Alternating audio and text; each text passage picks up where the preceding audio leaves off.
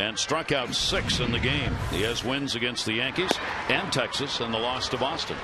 Sean Figgins will take it for a ball, and we are underway. The switch hitter who did go 2 for 3 in the ball game last night and came away with 2 stolen bases. 37th multi-stolen base game of his career. The pop-up second base. Brian Roberts is there. He's got it. Couple of pitches and the first out recorded for our day game. Let's take a look at the defense. PA in left, Jones in center, and Markakis in right. Wigington, Melvin Moore played third last night. Ty was the DH. Is Turris at shortstop. Roberts, Huff, and Chad Muller will do the catching. Myceris Turris will stand in, and he will take the pitch for a strike. A lot of switch hitters in the lineup, which actually, by the numbers, will benefit Uehara. Left-handers hitting only 190. And right-handers 265 off it. And as Turris, with a 5-game hit streak, showed bunt, takes it in a 1-ball 1-strike count. Yeah, he was the DH last night. Not too many times do you see a DH in the American League with no home runs.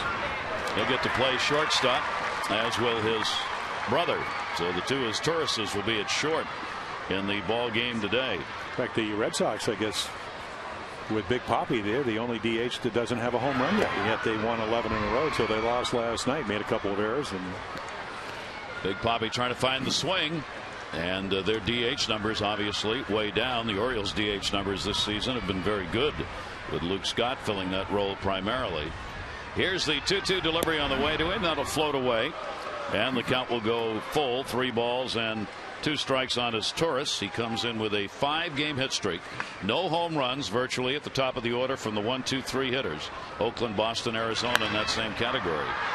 Outside of third base, that'll be not playable, and the count will remain at 3-2. Koji has really speeded up his performance, something they wanted him to do, and he has done so over the last couple of starts. You may see the Angels step out on him a little bit today to try and slow him down. He has never faced the Angel Ball Club before. 3-2 delivery, and he got him. Yeah, it almost looked like he took something off the fastball. So take a look. I mean, again, they always say pitch down in the strike zone. Well, there it is. Pretty good action. It's down the middle of the plate, but again, a late life. So there's your release. Thumb to the ground. Stay behind your fastball. So nice life as it gets into the hitting zone, and the Turris swings right over it. Uehara, when you combine his numbers in Japan with the current numbers, has 114 wins and 63 losses in his professional career. 2-1 this season. Bobby Abreu, and Abreu will take it inside for a ball. Abreu had a 1 for 4 in the ball game last night. Now has a 3-game hit streak. 419, 3 home runs against the Orioles last year playing with the Yankees. And a strike, 1-1. Well, the Orioles know all about them. Anytime you play for a team, you see 18, 19 games a year, like in the American League. And of course, 26 for 62 with all for the batting average, very good too. And he's very selective. Big strike zone last night. We'll see. It can't possibly, no reflection on Bill Welke, be as big as it was last night, because it was about the size of this ballpark.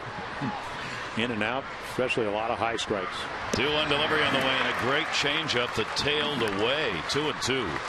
Yeah, I don't think that's a splitter. This is a changeup, or maybe it acts like a splitter. That's what they have up on the board, but it looked to me just a good changeup he turned over. He learned that in about 2 days in spring training with Rick Kranitz, the pitching coach. Boy, did that move.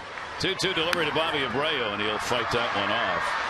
You get the feel, Gary, when you watch Koji pitch, and you talked about all the numbers, and he's 12-0 with 2 saves in 25 games of international experience, is that he has a very good feel and touch. Now the ball a little bit different, so it took him a while to get used to it. Some cold weather early on in the season made it harder. 2-2. Bobby Abreu will pop it up. Wigington will come over, and there will be no play. But there's nothing wrong, by the way, with Melvin Mora with Ty Wigington at third base. Melvin had a great night last night. They just wanted to give him a day off here today and get him ready to go on the road. Dave Tremblay said Melvin will play all 3 games in Toronto, and there are day games there, so you're going to have day games after night games. So just a rest after he came back. And you're on the turf. Yeah. Again, that hamstring problem was the injury that put him on the DL. 2-2 delivery, and that's going to be a base hit. Abreu just laying that one out, and that's kind of been the way he started this season. So he gets a 2-out single. Well, again, plate coverage. How do you have the most hits in the American League last year with 2 strikes? You cut your swing down. You don't overswing. And he gets fooled. It's a really good pitch. But again, that's part of pitching. It's an information pitch. Now, Koji Uehara knows, hey, he can hit that pitch. He can hit my best pitch. So maybe if you really need to get him out, you might think up and in. But he hit a pitcher's pitch, and that's why he's, a guy that hits usually 300 and drives in 100 runs and hits 20 home runs. Here is Hunter, and Hunter will take it for a strike. Last night, this Angels team with a 7-5 win did it without their #1 offensive player so far this year contributing, as he had an 0 for 4. He has taken over the DH role for the ball game today. 319, Summers 7 homers. Runner goes. That's going to be a base hit into left field. PA up with it. Runner going to third. And is in there. Now they got the runner trapped over at first base. Wigginton's going to run him down here with a runner at third as well. Wigginton will walk it over.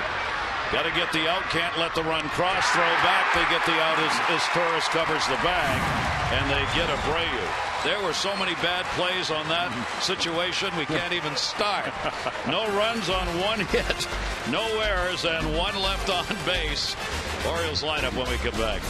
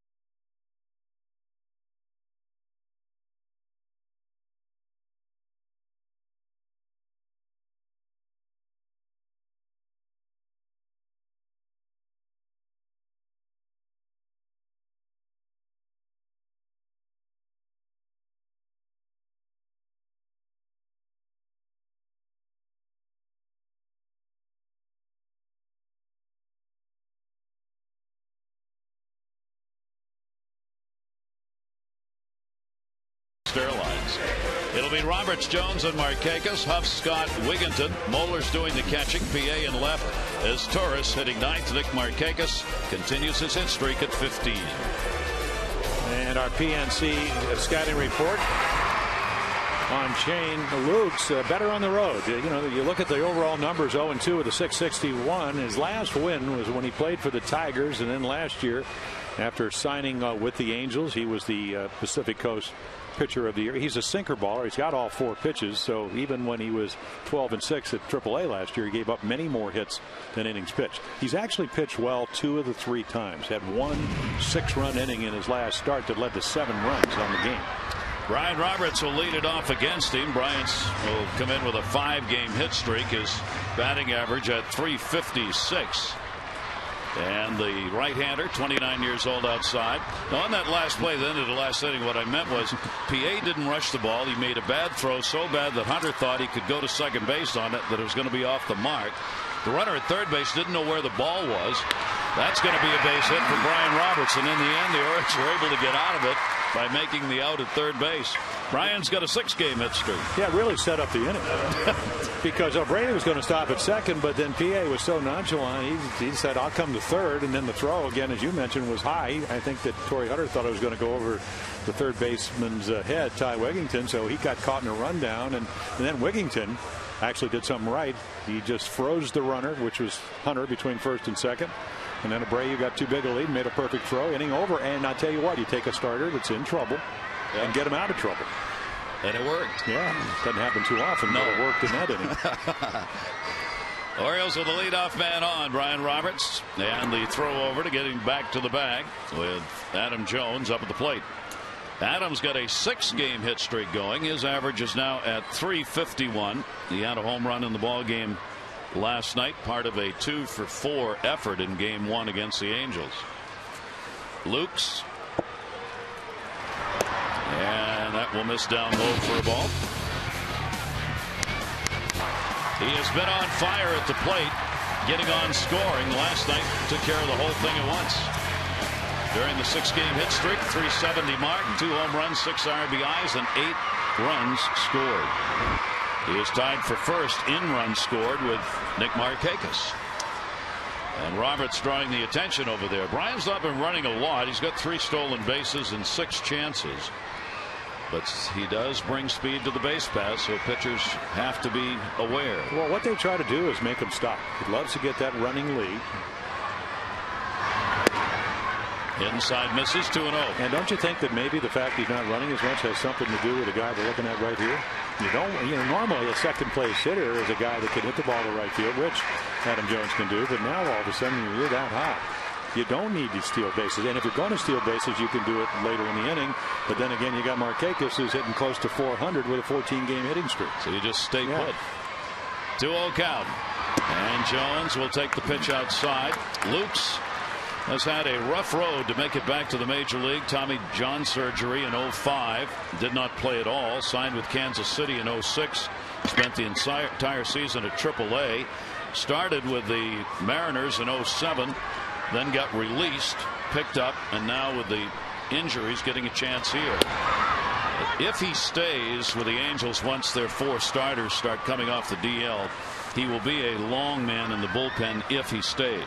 So what he's pitching for is a chance to stay with the organization, with the big club, once they start getting some of their DL pitchers back.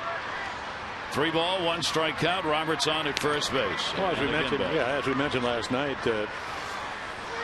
Lukes hadn't won a game since 2003. Anthony Ortega didn't win last year. Matt Palmer got back up. He'll pitch against the Yankees. He didn't win a game in 2008. So they have 3 relatively youngsters in some sense as far as experience.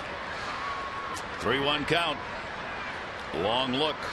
And again, Lukes. Well, that's one of the things. And you could see Brian leaning a little bit. Now maybe he'll run in a 3-1 count, because if you figure, okay, you got a sinker baller, he's probably going to throw a strike. If he doesn't, then it doesn't matter because it's ball 4. Adam Jones is probably not going to make a good swing because he's been red hot seeing the ball so well. So it's a pretty good running situation. 3-1 count. Brian goes, swung on, grounded towards the hold, off the glove of his Torres. Roberts will take third base. Jones, a big turn, will get back to first. So as Torres with a chance at least to get 1 out, had to go off his glove as he did not get in front of it. Well, that ought to be a base hit, because the degree of difficulty is because you have speed at home plate. It's in the hole. You can see right there, great angle, how far he has to go. If he takes a more circuitous route, Adam Jones is going to beat this ball out. So he tries to backhand it. It's not an easy play. Some shortstops obviously can make it, but he couldn't. Base hit it is, so the Orioles have the first 2 on. And Jones continues his hit streak to 7 games. Now the longest streak of all stands at the plate, Nick Markakis. Nick already with 21 RBIs on the season, and a chance for the Orioles to get on the board here in the first inning. Nobody out. And the pitch is outside for a ball. And if you think of Luke, so he's a 4-pitch pitcher. He's got a curveball, he's got a slider, he's got a changeup. Again, the sinker. We've seen that. It's not a real good matchup for him. Now he's trying to get Nick to roll over and maybe make a pitch down and away. And of course, when you're hitting in 14 straight games, almost hitting 400, you're not swinging at a whole lot of pitchers' pitches early in the count. 1-0 delivery to Markakis. That'll be taken down low. You take a look at the numbers. The last 5 games, hitters 1 through 3, magnificent. 4 through 9, it has been a struggle. But there are 12 RBIs included there. 2-0 count on Markakis. Nick third in average, third in RBIs, tied for first in runs scored in the league. And Luke's having all kinds of problems. 3-0. Well, Jeff Mathis, in his last 148 starts as a catcher, they're 93 and 53. So he's a pretty good catch and throw guy. But he's going out there, and they already know what their game plan is, but it changes once you warm up. You can say, I'm going to pitch this guy this way, whatever, and then you go out in the bullpen and maybe you don't have a good sinker. Of course, if he doesn't have a good sinker, we haven't seen anything but sinkers. He hadn't thrown any curveballs, no sliders, no changeups yet. No. He relies on contact and ground balls, and if he's not getting those, he won't be around very long. 3-0 count. Runners off first and third, and the bases are loaded. So the first three Orioles are on with the sacks full in the first, and Aubrey Huff coming up. And Mr. Butcher will go to the mound and have a word here with his starter, Mike Butcher, the pitching coach. Well, you make a great point. You have to pitch if you're not overpowering the contact. And again, Brian Roberts, he got a ball up, he singled. Adam Jones didn't hit it well, but it was a tough play for the shortstop. And then if Shane Lukes has done his homework, he knows how hot Markakis is. So all of a sudden you think you have to be perfect. He's not about being perfect. It's about trying to get ahead and then have a guy chase that sinker out of the strike zone, not get behind and have to raise the sinker, and then it becomes very hittable. Aubrey Huff is grounded into 4 double plays. He leads the Orioles in that department, so that is the hope of Luke's right here, to get the ground ball. They'll surrender the run if they can get a couple of outs on a double play ground ball. On the other hand, Aubrey Huff's got 18 RBIs, hitting .271. And the pitch to him is a strike. And there's your first breaking ball, and it's thrown over. Big moment here in the very first inning. The Orioles need to get on the board after losing the ball game last night by 2. Pick up these runs early, try and put Lukes away, get into the bullpen that has struggled for the Angels this season. 0-1 delivery. Aubrey Huff will take it inside, and the count will go to 1-1. The Orioles have been a very good ball club at getting on the board early. The problem has been they've not been able to sustain the run output as the game has gone along, which is why they've had leads in some games that they ultimately have lost. Here's the delivery. Huff is going to go up the middle, right at Matthews. Runner will tag at third. Roberts' throw will come to third. Sac fly, RBI, and a 1-0 lead. Aubrey Huff with a ribby. Well, you talked about trying to get the ground ball, and Mike Butcher, the pitching coach, goes out, and all of a sudden we see a breaking ball. There's strike one, misses with one. And right here, that's a bullet. And again, if you're going well as a pitcher, it's only a sacrifice fly. The Orioles, good situational hitting. Of course, they come in with a runner at third at what, hitting like 450. I mean, great numbers. And right there, you just get the run in, but if that ball's up the gap, everybody scores. And Aubrey Huff's at second base. That's how well the ball was hit. Now Luke Scott in the DH role, only one at bat last night and went 0 for 1. He'll try and get the extra base hit here. Luke has 3 home runs and 11 RBIs. So his numbers are those in the DH role, since he's played almost every game in that position, and those are good solid DH numbers.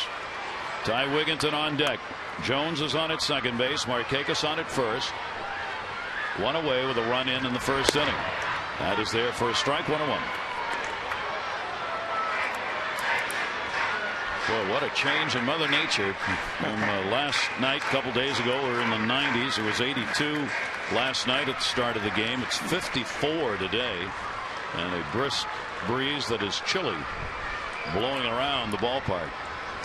Here's the 1-1 delivery. Luke Scott got that one high in the air to right field, way back at the wall, and just enough room. Bobby Abreu, the runner's halfway, will go back. Just missed. Well, I was going to, with that call, I was putting another 3 runs on the board. Get a little nervous when you throw the high fly ball, and you talked about the wind. Little slider again, inside, and maybe he got it on the end of the bat. And because of that, Abreu waiting for it when it came down.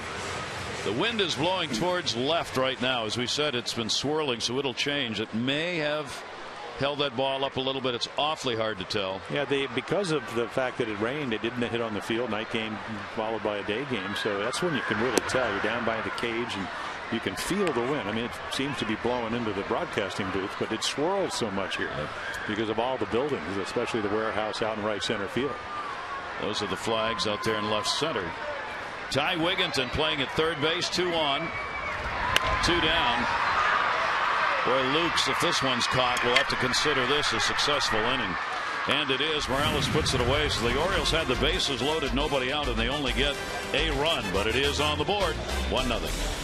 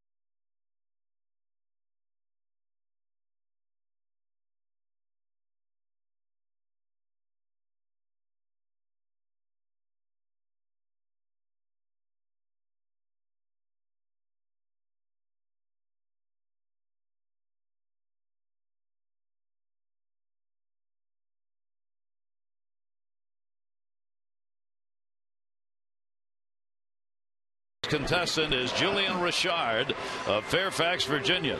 Chance to win $99 worth of American Classic scratch-off tickets from the Maryland Lottery for every Oriole home run hit today. You have a chance to win too if you log on. Go to massensports.com. A lot of youngsters on hand today as they had a big show for the kids regarding all about weather and how it affects baseball fields and weather conditions during the summer with tornadoes, hurricanes, what creates them. The kids had a program put on before. It's a field trip day. Lots of buses were here this morning letting the kids in.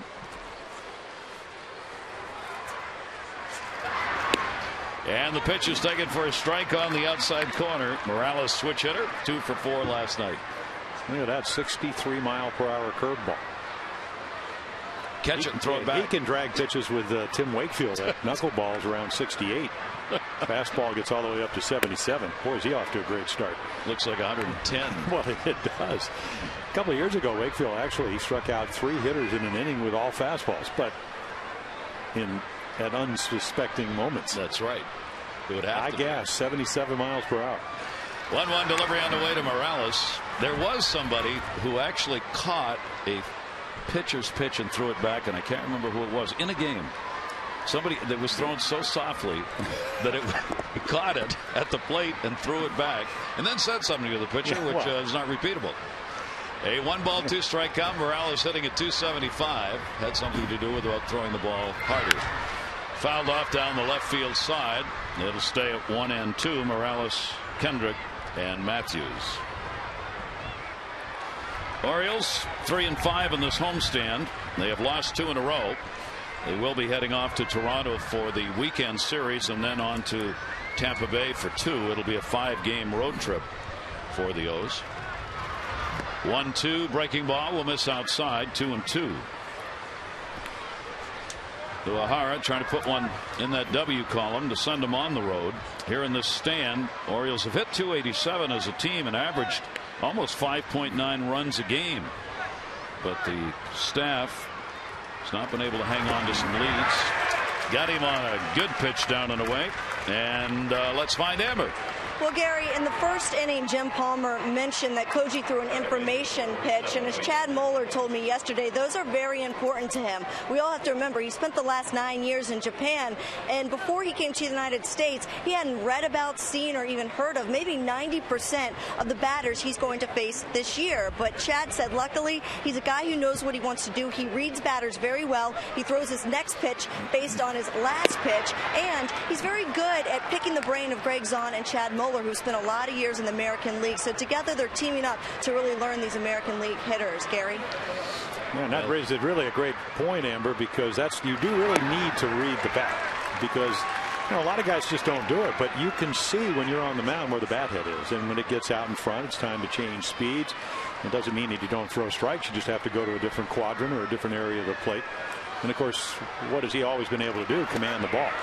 Got that one down and in, and gets another strikeout. He's got 3 Ks already, 2 in a row here in the second inning as Kendrick goes down. Well, see, he got a splitter up to Hunter, and he singled into left and started the sequence of him really getting out of the last inning with the rundown and all that. But now all of a sudden, to both Morales and to Kendrick, who hit the home run last night, he makes good pitches, and there's your difference. Gary Matthews Jr. did not play in the ball game last night, hitting .268. No home runs, 5 RBIs for him in the year. He's had a pretty good bat, hitting safely in 8 of the last 10 games that he has been in. He had some physical problems that kept him out for a while, so he's just getting back into game shape. Wigginton going over, will not have a play. He had a torn patella in the offseason on the knee, and then came back, played in 17 games in spring training, and they really didn't think he would be back and available to play this early in the season. But he is, and says he feels good. Yeah, he said about 90%. And what they did is they did surgery, and they open it up, and they actually suture it back together, and then they spin your blood and pick out the platelets and actually put it back into the area, and it's supposed to regenerate and heal itself and whatever. So that was the process. If you go back and look at Mark McGwire, he had the patella, ended his career. Here's the painful delivery. Yeah, painful injury. And again, if you're a guy that can go get him, I mean, he's a highlight reel along with Hunter in the outfield. It cuts back your mobility and your ability. I think it's the left knee to push off that back knee when you're hitting left-handed. 2 down, nobody on. Matthews waiting. 3-1 delivery, and he will rip that one foul, and the count will go to 3-2. The Angels have won 2 games in a row. They are in the beginning of an 8-game road trip as they will travel by train to New York today. Mike Scioscia's club will head up to the city on the train, and then they will fly west and play Oakland. So they've got 3 against the Yankees, 3 against Oakland. 3-2 delivery, and he just got the front of the bat on that one to keep it alive at 3 balls and 2 strikes. Well, for Koji Uehara, that split finger really gets the batters out on their front foot. We've already seen it twice in this inning, both of them in strikeouts.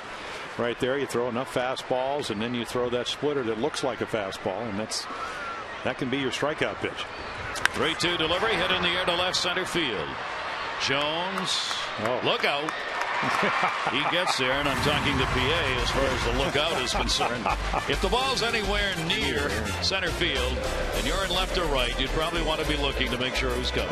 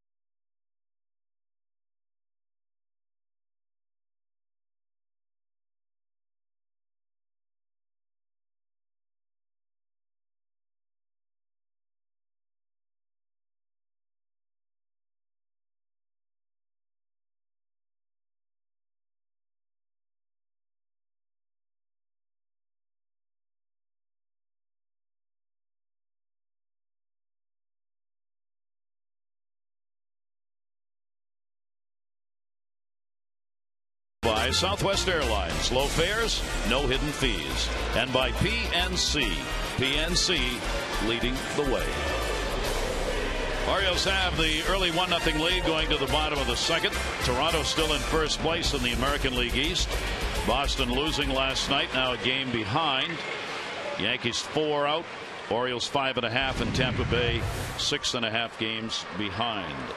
The Angels in the West have moved ahead of Oakland by a game and a half now. Seattle leads Texas by 2.5 in the West. And the pitch is taken down low. Chad Moeller getting the start. He's had 20 at bats, 5 for 20 with a home run and an RBI. Moeller, PA, and his Taurus will be up. And Lukes is up high with it and again falls behind 2-0. Lukes has been tagged in the starts for a .371 batting average against him. The 2-0 slider will catch the outside corner, 2-1. Yeah, the only thing he's done well, I mean, doesn't strike out many people because he's a sinker baller, but he doesn't walk a whole lot of people. Even though he did walk Nick Markakis on 4 pitches in the first inning. 2-1 delivery, and that's going to be a base hit into left center field. That had the click on it. It'll get by Matthews. Thinking about 3. Moeller makes the turn. Relay throw. Not in time, and a triple. Well, you know, we saw Figgins try to stretch a double into a triple and get thrown out last night for the first out in the 7th inning. I'll tell you what, that's a long way from home to third, especially with nobody out, and you know you don't want to make the first or the third out at third base. But you know, Gary Matthews tries to get it, and the ball rolls by him, and now all of a sudden Rivera's got to go chase it down. So right about now, put it on. There's the afterburners. That is the first triple Chad Moeller's had since 2005 when he was playing with Milwaukee. At any level, that's the last one. The infield is coming in. Yeah, well, halfway in, yeah. PA up, takes it away for a ball. And that's what the difference of being at second and third. I mean, Felix PA now, I mean, here's a situation, fly ball, situational hitting. We saw Angels did a nice job of it last night. Torrey Hunter didn't get any hits, but did get the ground ball to get a run in. And PA will foul that one back. 1-1. 1 home run, 2 RBIs, hitting just .167. PA has not had a hit with a runner in scoring position yet. He is 0 for 10 on the year. Getting the start in left field, but being pushed by Montañez. Uehara hoping lead can be extended right here, and PA fouls that one off. That jammed a little bit inside, and a ball and 2 strikes on him. Yeah, good swing, except he swung at a ball, and you can't hit that ball fair because it's in off the plate. PA will be followed by his Taurus in the order. Infield sneaking in even another step and a half. 1-2 delivery. PA down to first. Runner's got to stay. And they get the out. Good play by Morales, and a ball hit sharply. The Orioles will hit the road starting tomorrow, but they will return to Baltimore on Wednesday, May 6th to begin a 2-game series with the Twins. The tickets for Wednesday's game start as low as $9, and on Thursday it's going to be Kids Night. All kids 10 and under receive a free upper reserve ticket with a paying adult. For details, 888-848-BIRD or go to Orioles.com. So 1 away. Cesar is Taurus, 9-game hit streak for him. He had a 2 for 3 in the ball game last night. Runner at third, 1 out.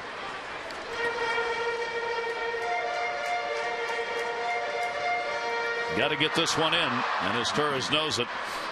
Yeah, and then again they're halfway in, and they're hoping that not a lot of speed at third, even though Chad Moeller with the triple try to cut a run off the plate, and he's looking for either a line drive or something in the air to get the run in.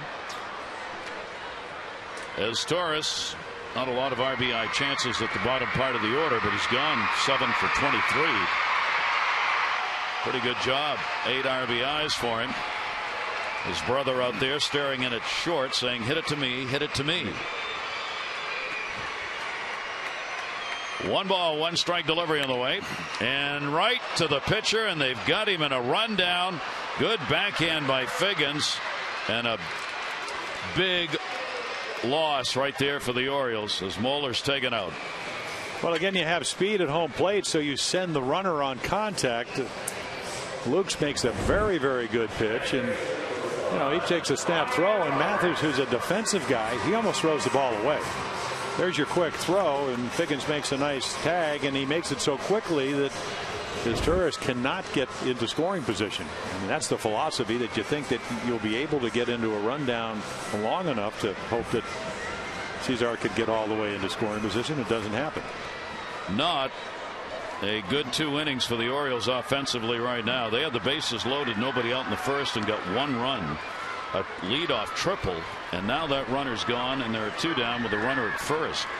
Brian Roberts a single and scored the lone run on the sac fly by Aubrey Huff in the first inning, and 2 down now with Izturis on at first base. Well, the inability to get the ball in the air, and that's what a sinker ball is trying to do. Make you throw ground balls. He was able to do that. Roberts will take, snap throw to first, and a good one, but diving back in is Torres. Well, Mathis threw out 22 of the runners that tried to steal last year. This year it's up to 3 out of 8. So again, as most people will tell you, if you are going to catch for Mike Scioscia, who is a former catcher and a good one, you better be able to throw. You better be able to call a good game, block pitches. Hitting's a bonus because he knows how important this position is. And a great mentor for any catcher who has worked in this organization. Scioscia with the signs over there as to what he wants with the runner on. He'll call for the step off or the throw over or just hang on to the baseball. 1 ball, 1 strike count. Izturis, pretty good lead. Ryan Roberts in the dirt, and a nice play. Mathis had to go out to get that on the short hop, and a 2 ball, 1 strike count.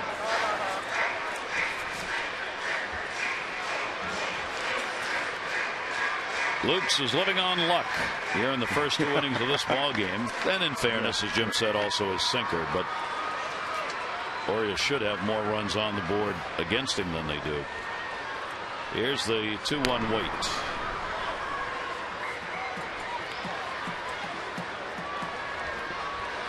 Well, 1 win, 6 losses at the major league level for the Angels starter.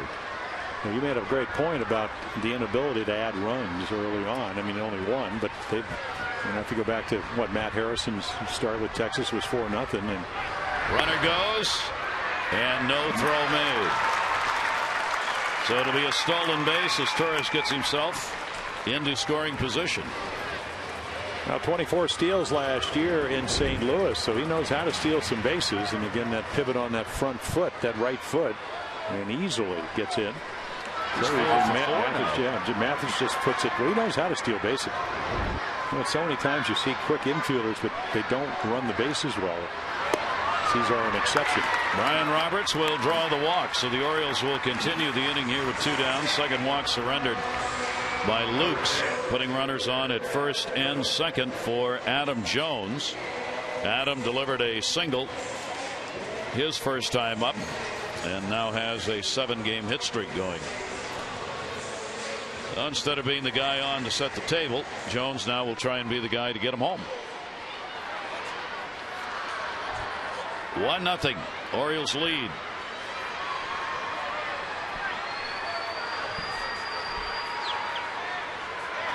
Jones, after the first one, fouls it off the other way. Strike 1.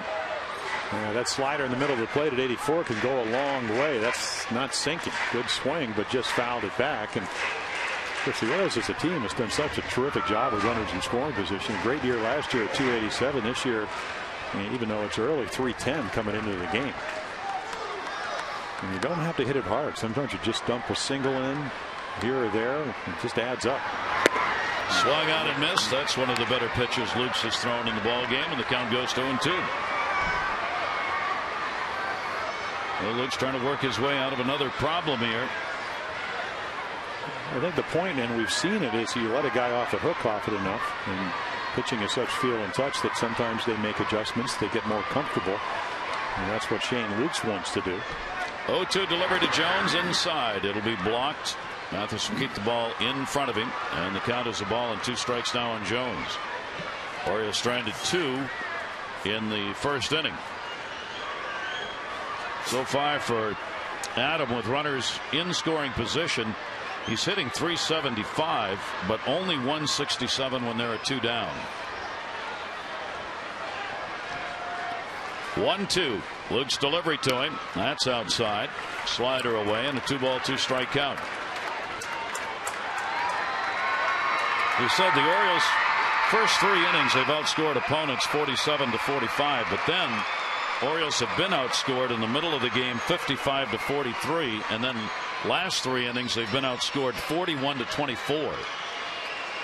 2-2 delivery on the way, and 9-iron fouled off over by the Angels dugout. So the bigger the lead at the moment that the O's can get early in the game, the better it is in light of the runs being surrendered later in the ball. Yeah, and if you look at Luke's, he went in a very close game in his last start and then gave up 6 runs in the 5th inning. Dave Tremblay mentioned it yesterday as he looks on, saying we're close to winning games. We just either don't make the big pitch or get the big hit at the appropriate time. 2-2 delivery, hit in the air to right field, not deep. Abreu. And he's got it, and Luke works his way out of it. So despite a leadoff triple, the Orioles do not score, and it remains a 1-0 O's lead.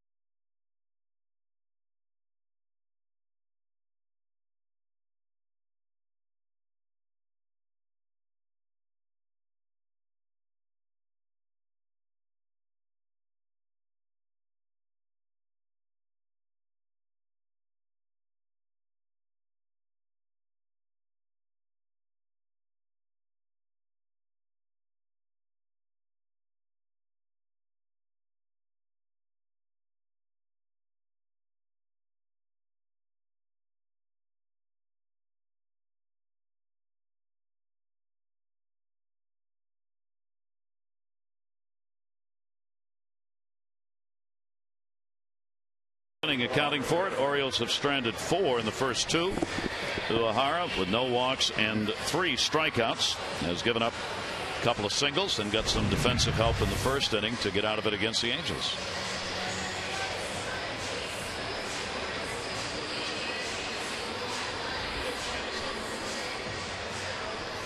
Rivera coming up, hitting in the number 8 spot. Then Mathis in the top of the order. Figgins. Rivera's got a 5-game hit streak coming in. Has raised his average to .310 with a home run and 6 RBIs for him. Starting in left field. Uehara's pitch to him is in there for a strike. And you know these Angel hitters, each one of them as they go back to the dugout talking to their teammates about what they see at the plate. Well, you're right. And when Texas, after they faced Koji for the 2nd time, they were very impressed. And we all know how difficult it is to pitch against a very good hitting team, which the Rangers are, and especially to do it like he did the first time down at the ballpark at Arlington. But he really made some adjustments. He had better movement. He pitched both sides of the plate, used his curveball every once in a while. Whacks that one foul. And remember that Uehara, while he had been a starter for most of his career in Japan, when he ended up there was a closer, a finisher in games, not a starter. So he's going back to the role that he once had after he'd gone from a starter to a closer's role back to a starter now. And then he missed the 2 weeks with the hamstring problems. He was getting tired after 85, 86 pitches. Good pitch, and he gets the out. Rick Kranitz, the pitching coach of the Orioles. We asked him about the Orioles starter Uehara. You watch him on the side and you watch him in the game, and he beats certain hitters because his arm speed and his deception is so good.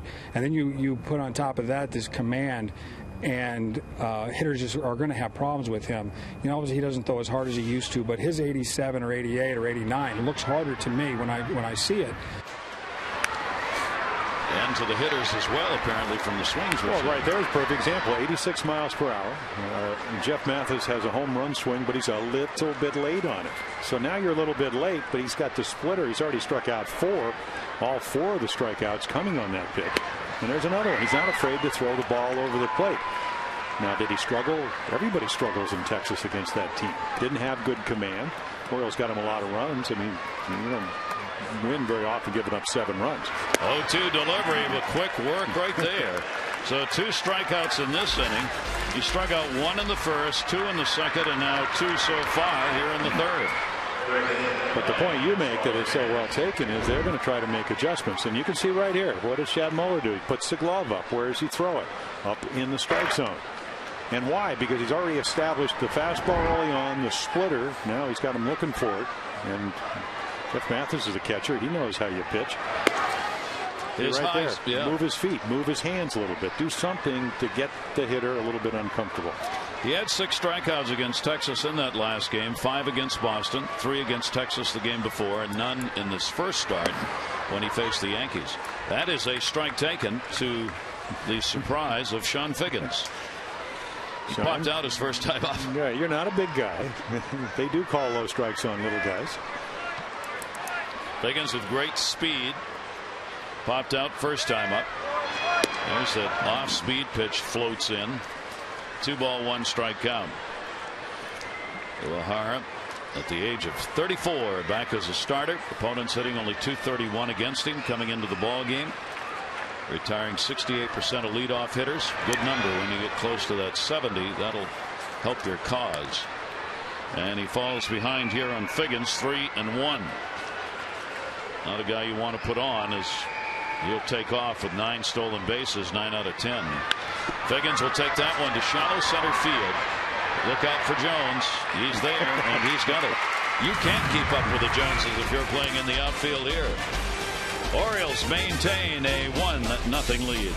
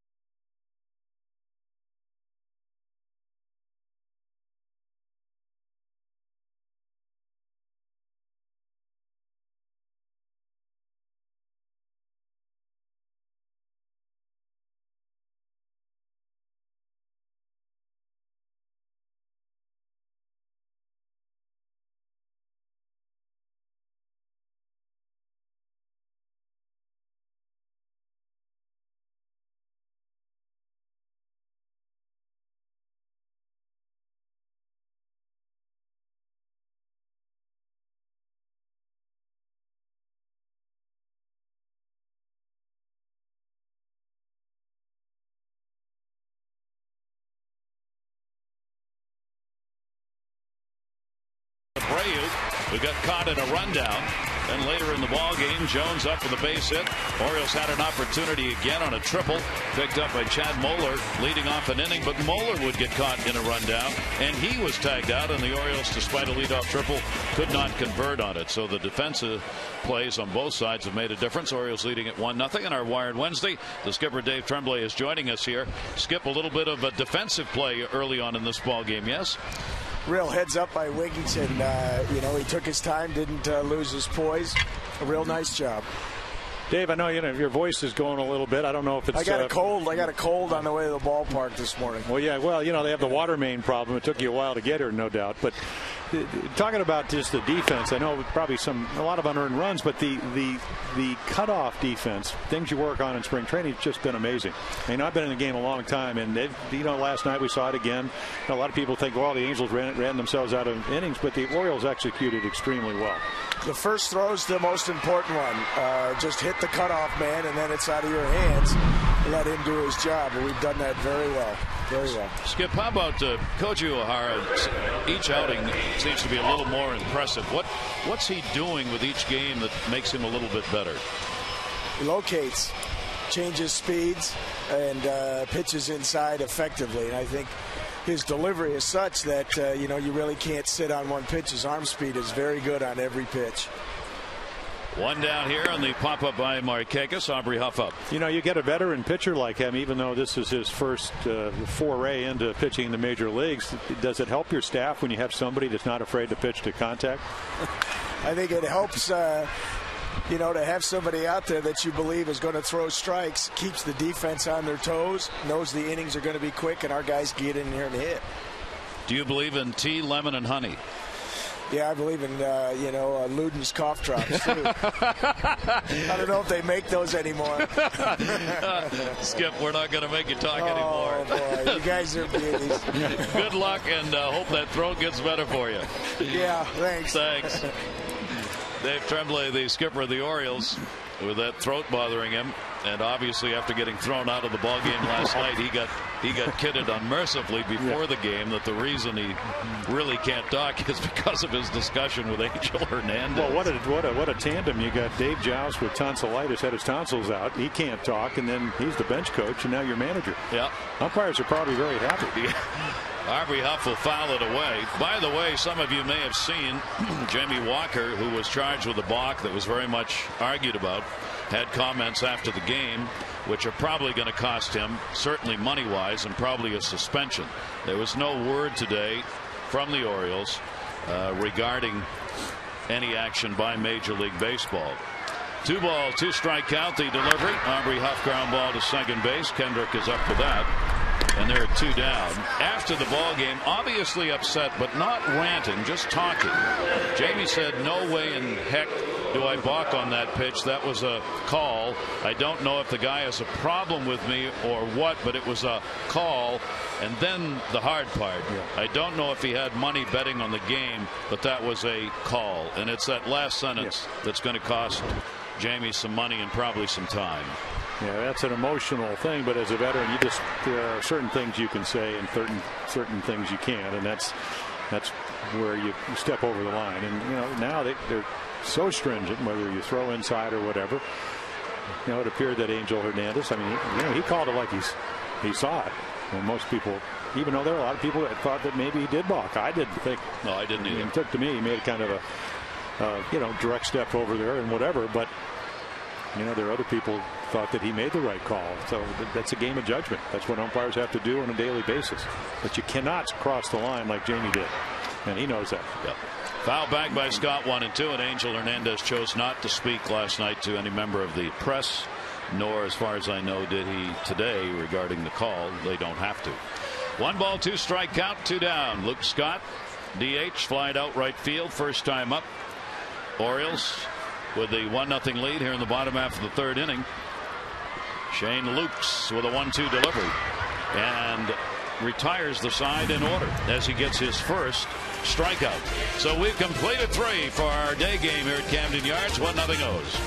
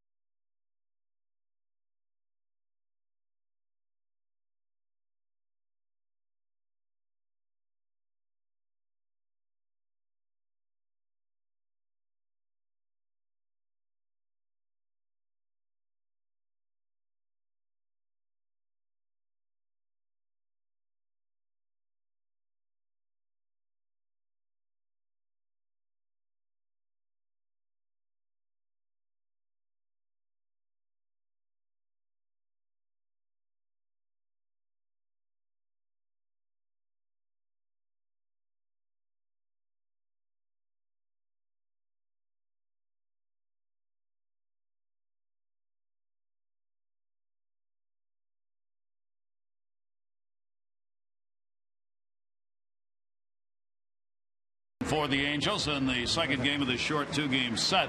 Gary Thorne, Jim Palmer back here with you. We were just saying the longer Shane Lutz is able to stay out there on the mound and work, even though he hasn't been particularly effective this year, the better he feels about it. Yeah, and I think it was a trip that Mike Butcher, the pitching coach for the Angels, he went out. He said, you know, sinker's not sinking. You're not throwing it for strikes. Use your other pitches. All of a sudden, he started throwing his other pitches over the plate, and now he had a 1-2-3 inning in the third inning. So you hope that you didn't let him off the hook, but they had the opportunities. You know, fly ball after leadoff triple by Moeller in the second inning, just didn't get it done. But again, you know, it's very difficult to beat a team 1-0, and I don't know if Koji's going to be able to do that, but he's pitching marvelously. Koji O'Hara, we'll see as the season goes along whether or not he becomes that pitcher, and there usually is one in the starting rotation who does not receive a lot of run support. As Torres will pick up a base hit, so a leadoff single here. There's no explanation as to why it happens, but right now, over the last 2 starts, Koji O'Hara has not had the runs supporting him in a couple of good outings. Yeah, and then early on in Texas, you know, when you give up 7 runs, you get 10 runs, you're going to win some of those ball games. But I think the important thing for the Orioles is, number one, they have him for 2 years at least. Just get him to go out, pitch like he did the last 2 games, and then you'll take your chances. The Orioles, as I mentioned many times, they're a pretty good defensive club, even though they haven't played as well as they'd like, but they're going to score runs. Maybe not as many as they did early on, but they have a pretty good offense. It's a good team to pitch for. Yep, and O'Hara certainly has been performing well. Here's Bobby Abreu now with the leadoff man on, as Torres picking up the single. He does have speed. Bobby Abreu has been a very hot hitter, though.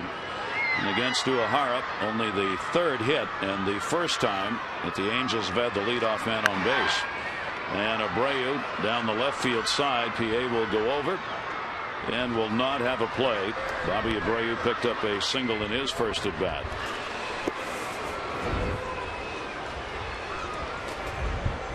Again, look at O'Hara.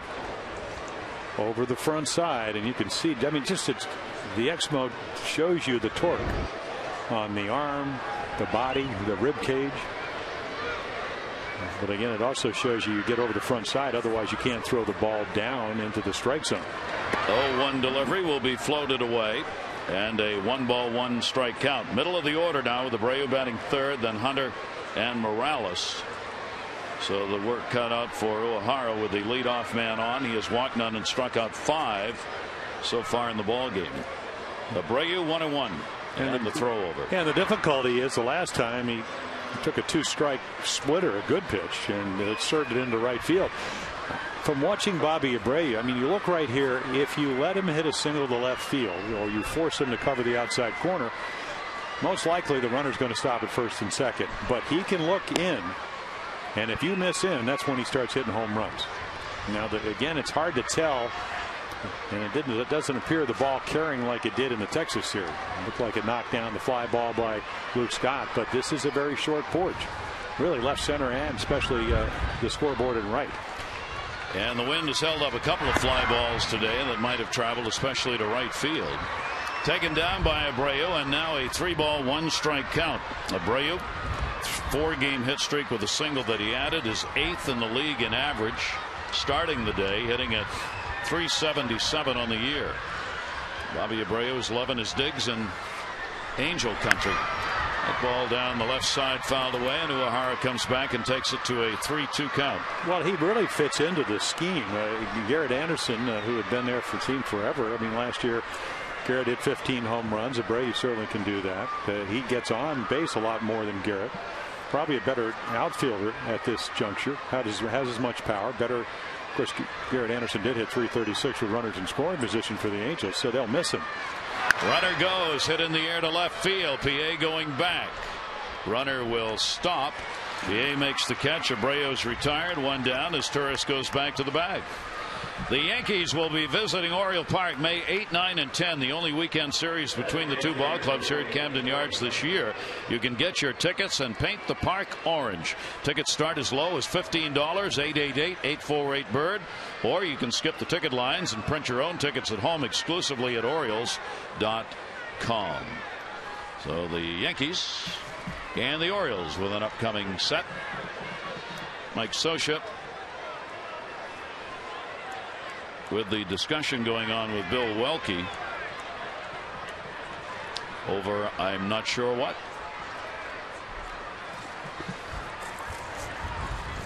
Runner on at first base and one down. Hunter, a single, designated hitter. He's had a tremendous start for this ball club. Gold Glove winner in center. Throw over to get his Torres back. Hunter, with Vladimir Guerrero out, asked to carry a large part of the burden. Has had more home runs, 7 of them in this month, than he's ever had early on in the season. And he will take the pitch outside for a ball. 13 of his 22 hits this year have been extra base hits. He is second in the American League in slugging starting the day. He's got 6 doubles among the extra base hits that he has picked up. Yeah, not a horrible year last year, but home runs fell from 28 to 21. And there's your perfect blown away fastball. And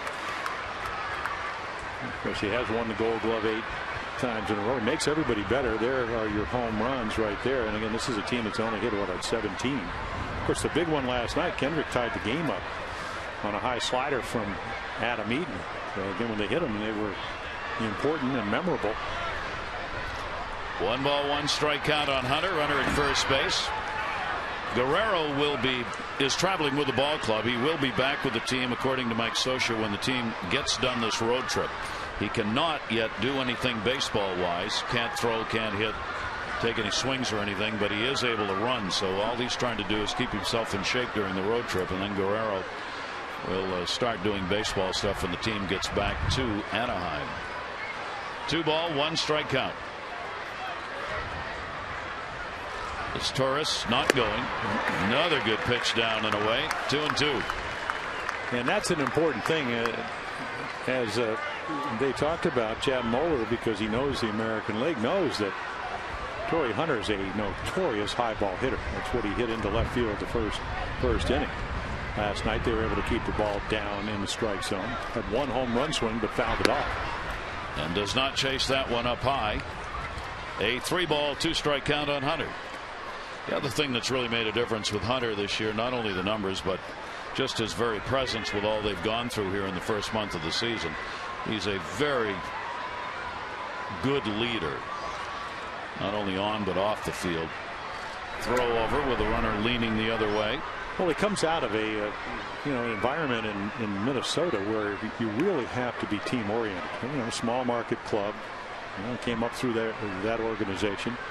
You saw a lot of flux of players, young and not too many old guys, not too many free agents at any time, because that's not the way they do things over there.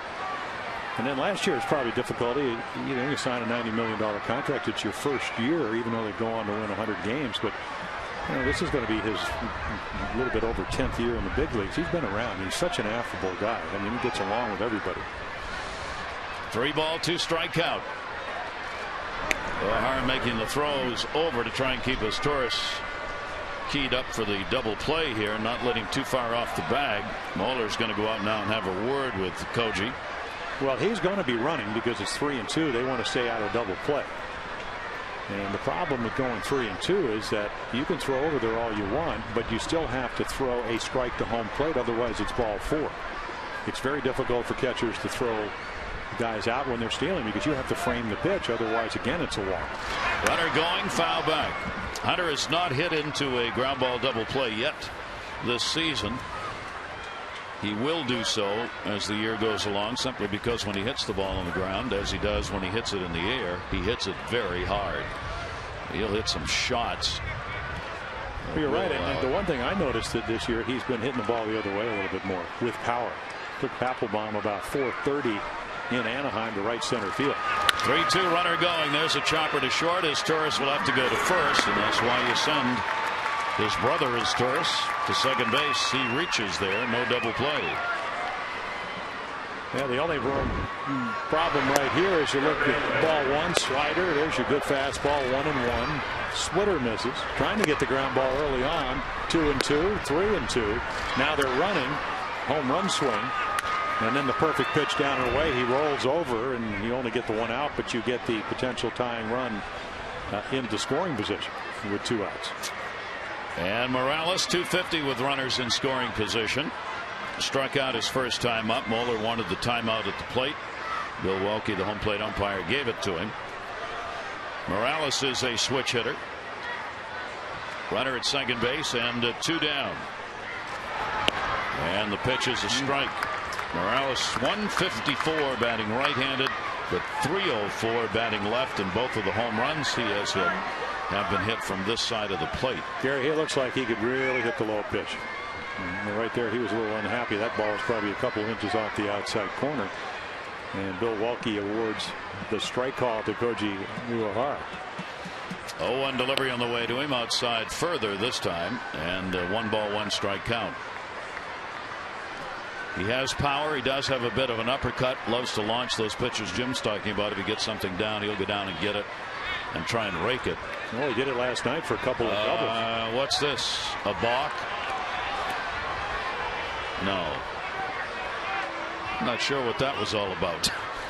The second base umpire, Tim Wilkie, was standing there looking as the runner, as Torres, headed down to third base. I see the timeout was called. Maybe he wanted to go talk to the third base coach, Dino Ebel. He didn't do that either. No. What is? Maybe he was just cold, wanted to jog a little bit. I don't know what that was. Timeout taken at the plate now. Again, that's Chad Moeller is calling for the timeout here, not the hitter. Maybe he doesn't like his brother and they were having a conversation. He wanted to get away from him. The 2 ball 1 strike count. 2 down. And that one to left center. Jones can't get it. All the way to the wall. Coming in to score is Torres.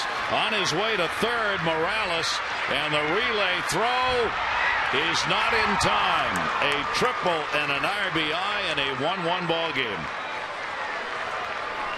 Yeah, it looked like Adam got a little bad read on that ball. And again, you know, the wind is gusting here, so you can see him. He goes across and the ball goes a little deeper. A little different angle. He probably catches it. Not an easy play by any means. But your initial jump, so important. He's very good at that. PA is going to back him up, and once again they hit the cutoff man, and again it's well executed. They almost throw out Morales at third. That would have got him out of the inning in a tie ball game. So it is tied up. Morales the RBI. That'll be his 13th of the year. He gets his first triple. He's at third, and the ball will be fouled away by Howie Kendrick. Well, a couple of triples in the ball game. But not the speediest runners on either team. Morales and Chad Moeller have had them. And Koji Uehara, the leadoff single to his Torres, ultimately pays off in a run for the Angels. 0-1 delivery. Slider outside. 1 ball and 1 strike. So the 67th pitch. And look at those numbers right there. Came in 6 for 12. Big weekend. 5 hits. 6 RBIs over the weekend against the Mariners in Anaheim. Last night only 1 hit, but a very important one. 2-run shot into left center field, into the bleachers. The first triple since 2006 at the major league level, by the way, for Kendry Morales, who has a grand total now of 2 in the major leagues. And when you combine his minor league totals, he's got 4 triples. 2 ball 1 strike count. And that is a strike on the outside corner. Kendrick, a strikeout victim, his first time up. A very tight ball game here, with Uehara having pitched, if you're watching, seemingly a whole lot more effective than Shane Lukes, but the ball game's tied at 1-1, and the Angels have out hit the Orioles 4-3. Fouled off outside of third. Stay at 2 balls and 2 strikes. And the pitch count mounting, closing in on 70, and there you go. 25 pitches this inning. It started with a leadoff single, and then he's kind of worked himself out of the jam. Threw 105 pitches against Boston, his high on the year. Tried to come inside a bit. It's fouled away, and the count stays at 2 balls and 2 strikes. This Angels team has been a real nemesis for the Orioles over the past half dozen years. They have won the last 5 series that these teams have played, including 6 out of 9 last year.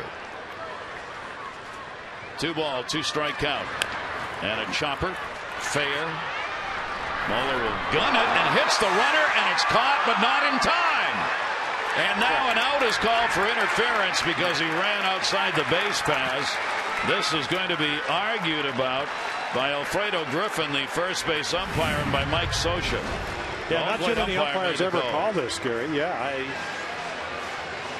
so again, that 45-foot line, the last 45 feet, you have to be to the foul side of the foul line. So again, let's see it from this angle. Chad Moeller, watch him. He is out of the box, and then he crosses over. Now, where is the impact of the ball? But you know, it hits him. He is definitely on the other side into fair territory. And was almost out anyway on the ricochet. He's out 1-1.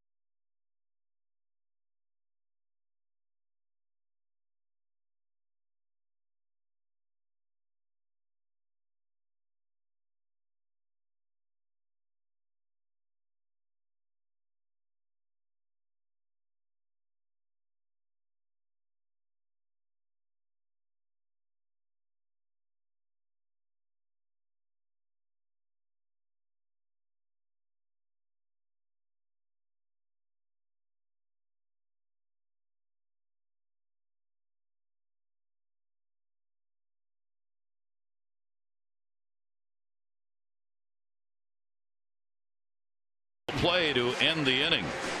Yeah, normally a catcher will say, you know, he's out of the box, and that's that 45-foot box. Go back to I don't want to bring up old wounds, but 69 World Series. That's what Elrod Hendricks said about J.C. Martin, and said, what a freak play. How often do you ever see a deflection right into the first baseman's glove? Huff stays right with it. But it appeared to me, again, it did appear to me he didn't balk last night, and they called it the other way tonight. It looked like he was definitely in fair territory, trying to get back into where that 45-foot box line is, or the last 45 feet to home to first base, but didn't quite get there. And the first base umpire, Jim Reynolds, had called him safe, even though the play was very close on the ricochet off his shoulder. So, but for the interference, inning would have gone on. Ty Wigginton up. We're in a 1-1 ball game now. 1-4-1 for the Angels. 1-3-0 for the O's. Orioles have left 4. The Angels have left 2. Shane Luke's on the mound. Ty Wigginton will foul that one back. And Luke's, who looked like he would not survive 2 innings in this ball game, has started to settle in, retiring the side in order in the 3rd inning. His lifetime record is 1-6. And as a starter, the Angels have lost all 3 games he has started this season. He's lost 2 of them himself. Fouled off, and a 1-2 strikeout on Wigginton. Well, you mentioned earlier about run support, and even in the last game where they'd get him 3 runs, he pitched well, but then again have the disastrous 5-run 6th inning, and he got knocked out of the game. Other 2 games have been actually pretty decent. Wigginton will take it to right, an Adam ball. Abreu. 1 down in the 4th inning. Celebrate Mother's Day at Oriole Park. The Birds are going to be playing the Yankees at 1:35 on Sunday, May 10, Mother's Day. And the first 10,000 women 18 and over will receive an Orioles picture frame presented by AT&T.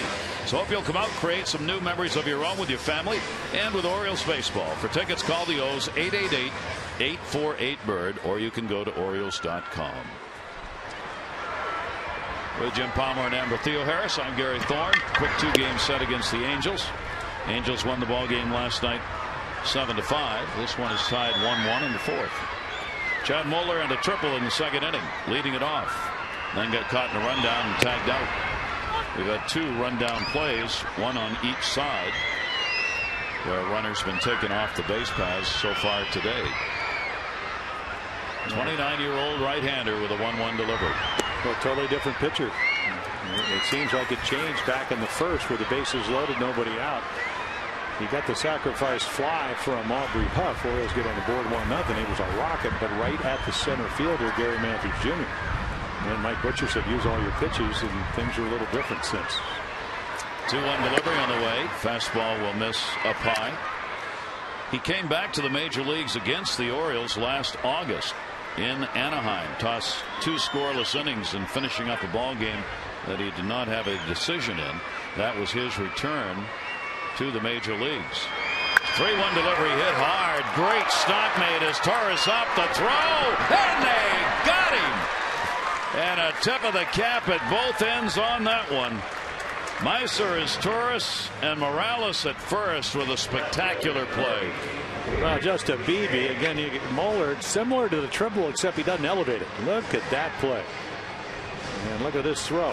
Chad Moeller, a nice little pick over there. Morales has been terrific at first base in these 2 games. So right here, get rid of it quickly. First baseman, right when Chad Moeller went over the bag, he looked towards the shortstop like, how did you ever catch that ball? Chad Moeller has stung the ball in both at bats.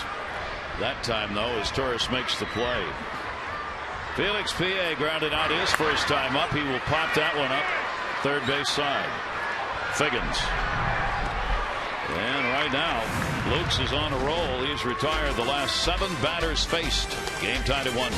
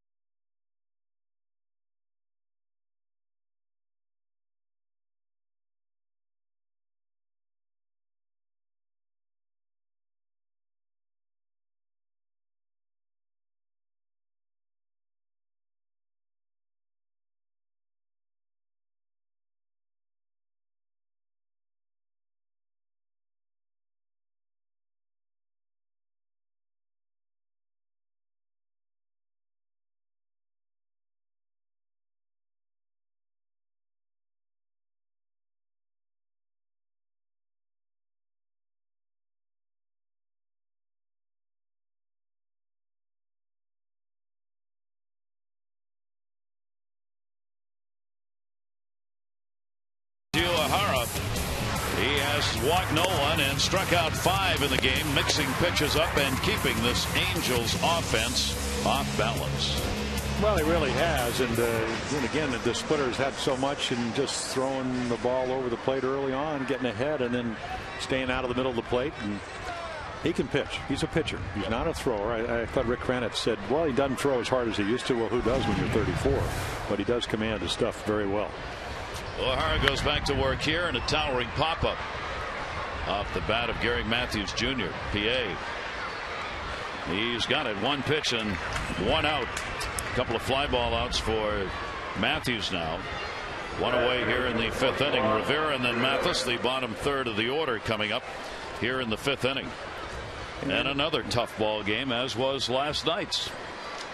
Just tough games. Yeah, the Orioles, what, 3 and 7 in 1 and 2 run ball games, but this seems like they are close. And then again, the balk call, and then the double by Morales changed that game last night. But they're in the games that, to move forward, they're going to have to start winning these games that were within their grasp. Juan Rivera out of Venezuela, career .284 major league hitter, Yankee organization for a long time, then went to Montreal where he had an outstanding season, hitting .307 in 2004. then got moved over to the Angels, and now starting in left field. He hit only .246 last year and got in only about a half a season's worth of at-bats. 1-1 delivery to him, 1-2. Kind of an unorthodox swing. About 3 years ago, his best year with the Angels, and then the broken leg and winter ball. Almost like he steps in the bucket. But a big, strong guy. He was one of the guys, and if you go back and look at, they had Ruben Rivera, they had Ricky Leday, and they had Juan Rivera, who are all the next superstars coming up through the minor leagues, and he lays off that splitter. But it seemed to me he had the best all-around skills because he could hit. Well, his major league number is outstanding at .284, even a .300 average at the minor league level. He's put up good numbers. 2-2 delivery on the way off the end of the bat to left field. PA.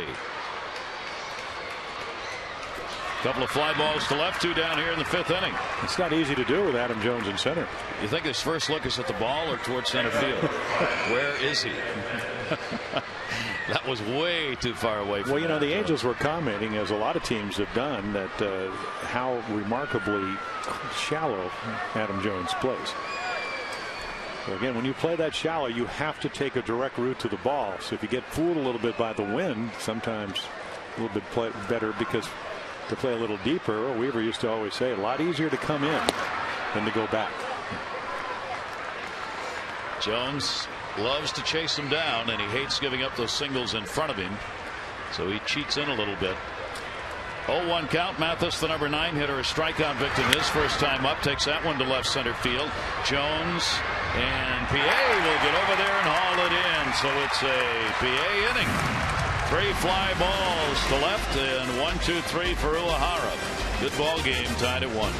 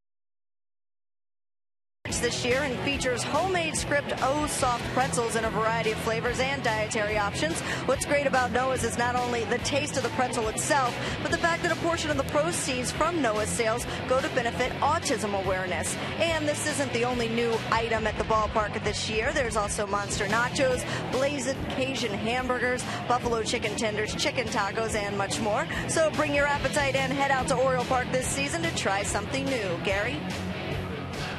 Think the kids are involved in eating any of that today? What do you think? A 1-1 ball game as we go to the bottom half of the 5th inning. As Torres will lead it off, Robertson Jones will follow. Shane Lukes on the mound for the Angels has walked 2 and struck out 1. The 2 brothers getting to face one another. Mysaris Torres, the shortstop for the Angels. Cesaris Torres, the shortstop for the Orioles. I asked Cesar about that the other night. They've played against each other on occasions when in 05 and 06 they were both on the West Coast, one playing for the Dodgers, one playing for the Angels. So they get to play against one another in the Freeway Series and exhibition games. And that is taken for a strike and in interleague play. They both love being on the field against one another and having a chance to catch up. 2 ball, 1 strikeout. It says they're about a year older than Mysore. Hit in the air to right, not deep. Abreu. 1 away here in the 5th. Shane Luke's going for the Cy Young Award after a couple of tough first 2 innings. It's retired 8 in a row. I mean, he got a little bit lucky in the first inning, getting the bases loaded, a couple of singles, walked to Markakis, and then a BB, but right at the center fielder by Aubrey Huff. Up the gap, probably would have been 3 runs as it was. It's the only run of the game. Leadoff triple, pitched out of harm's way there with a couple of sinkers. With the infield in, or halfway in. Brian Roberts has been on twice, a single and a walk. He scored the run in the first on a sac fly Aubrey Huff delivered. Morales had the RBI triple in the 4th inning to tie the ball game up for the Angels. Bryant hitting at 364 down the left field side and fouled away. Well, Ray Miller had that. Used to be the pitching coach here, managed here. He used to have a T-shirt that said "Throw strikes, work quickly, change speeds." In other words, use all your pitches. And that's what Mike Butcher, the pitching coach with the Angels, came out and said, "Sinker's not working, boy. Try something else." And he has. And it's worked. Bounces that one out in front, and a 1 ball 2 strike count on Brian Roberts. Brian has dropped out of the top 10 in batting average, but not very far. There are just some very high averages early on. Brian hitting 364, 1 point out of the top 10. Kevin Youkilis still over 400, hitting 405, leads the league. Roberts takes that one to right center field. Abreu. Couple of fly balls to right, and there are 2 down. Online voting for the Major League All-Star Game. You can do it at Orioles.com. Your chance to vote orange and save green. Vote now. Receive $5 off a ticket to an upcoming game. Vote the maximum 25 times, and you'll receive a free upper reserve seat to any non-prime game after the All-Star break. So vote early, vote often. Details at Orioles.com/vote-orange. Adam Jones. Yeah, nice little bargain there. Very. All you got to do, and you can vote 25 times. That's permissible. Jones a single, and he is flied out. And that one towards the gap in left center field. Rivera coming over, and he's got it. Wow. So Uehara and Lutz right now are mowing them down. It remains tied 1-1.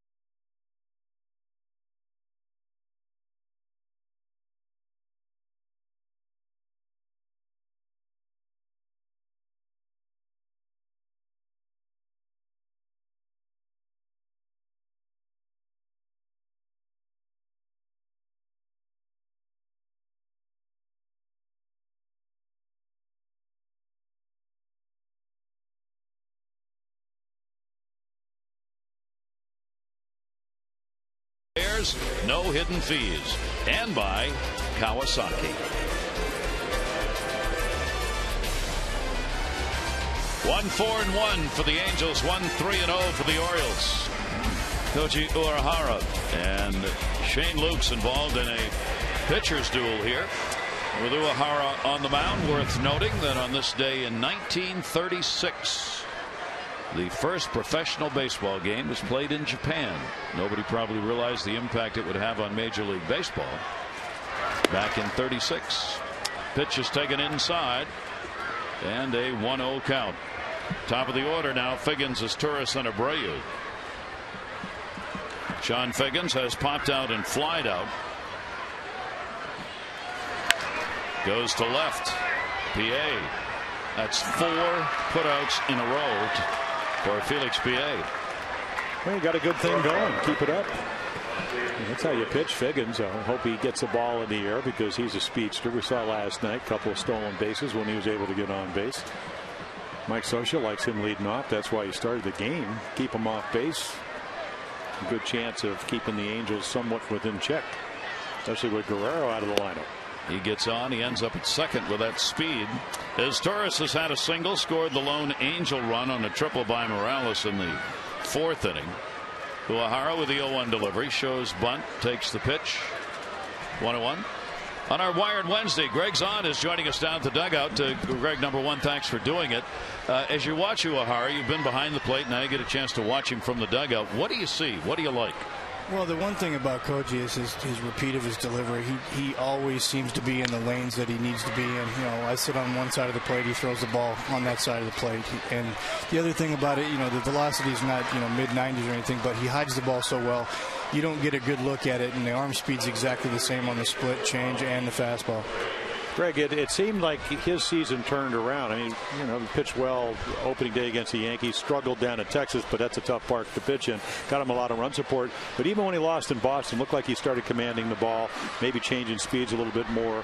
And, of course, anytime you pitch in the American League against these kind of hitters, you got to pitch to both sides of the plate. Oh, absolutely. And, you know, he's one of those guys that just has a tremendous feel for throwing a baseball. He was a little off in Texas, but we scored him a lot of runs, and he pitched well enough to win that day. But, you know, one thing about this guy, when you come over here and you learn a changeup in 2 days, he's got a true cutter.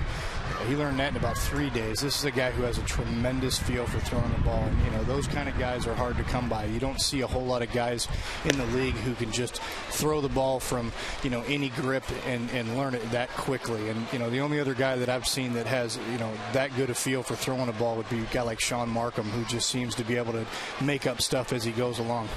2 down, Bobby Abreu fouls it off.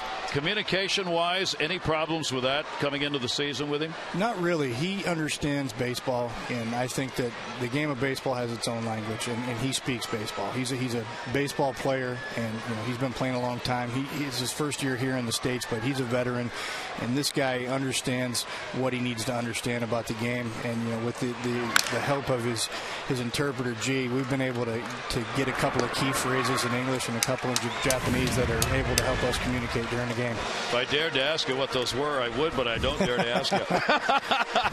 Hey, Zani, thanks very much for joining us on our Wired Wednesday. Appreciate it. Oh, my pleasure. Greg Zahn joining us on another 1-2-3 inning, still 1-1.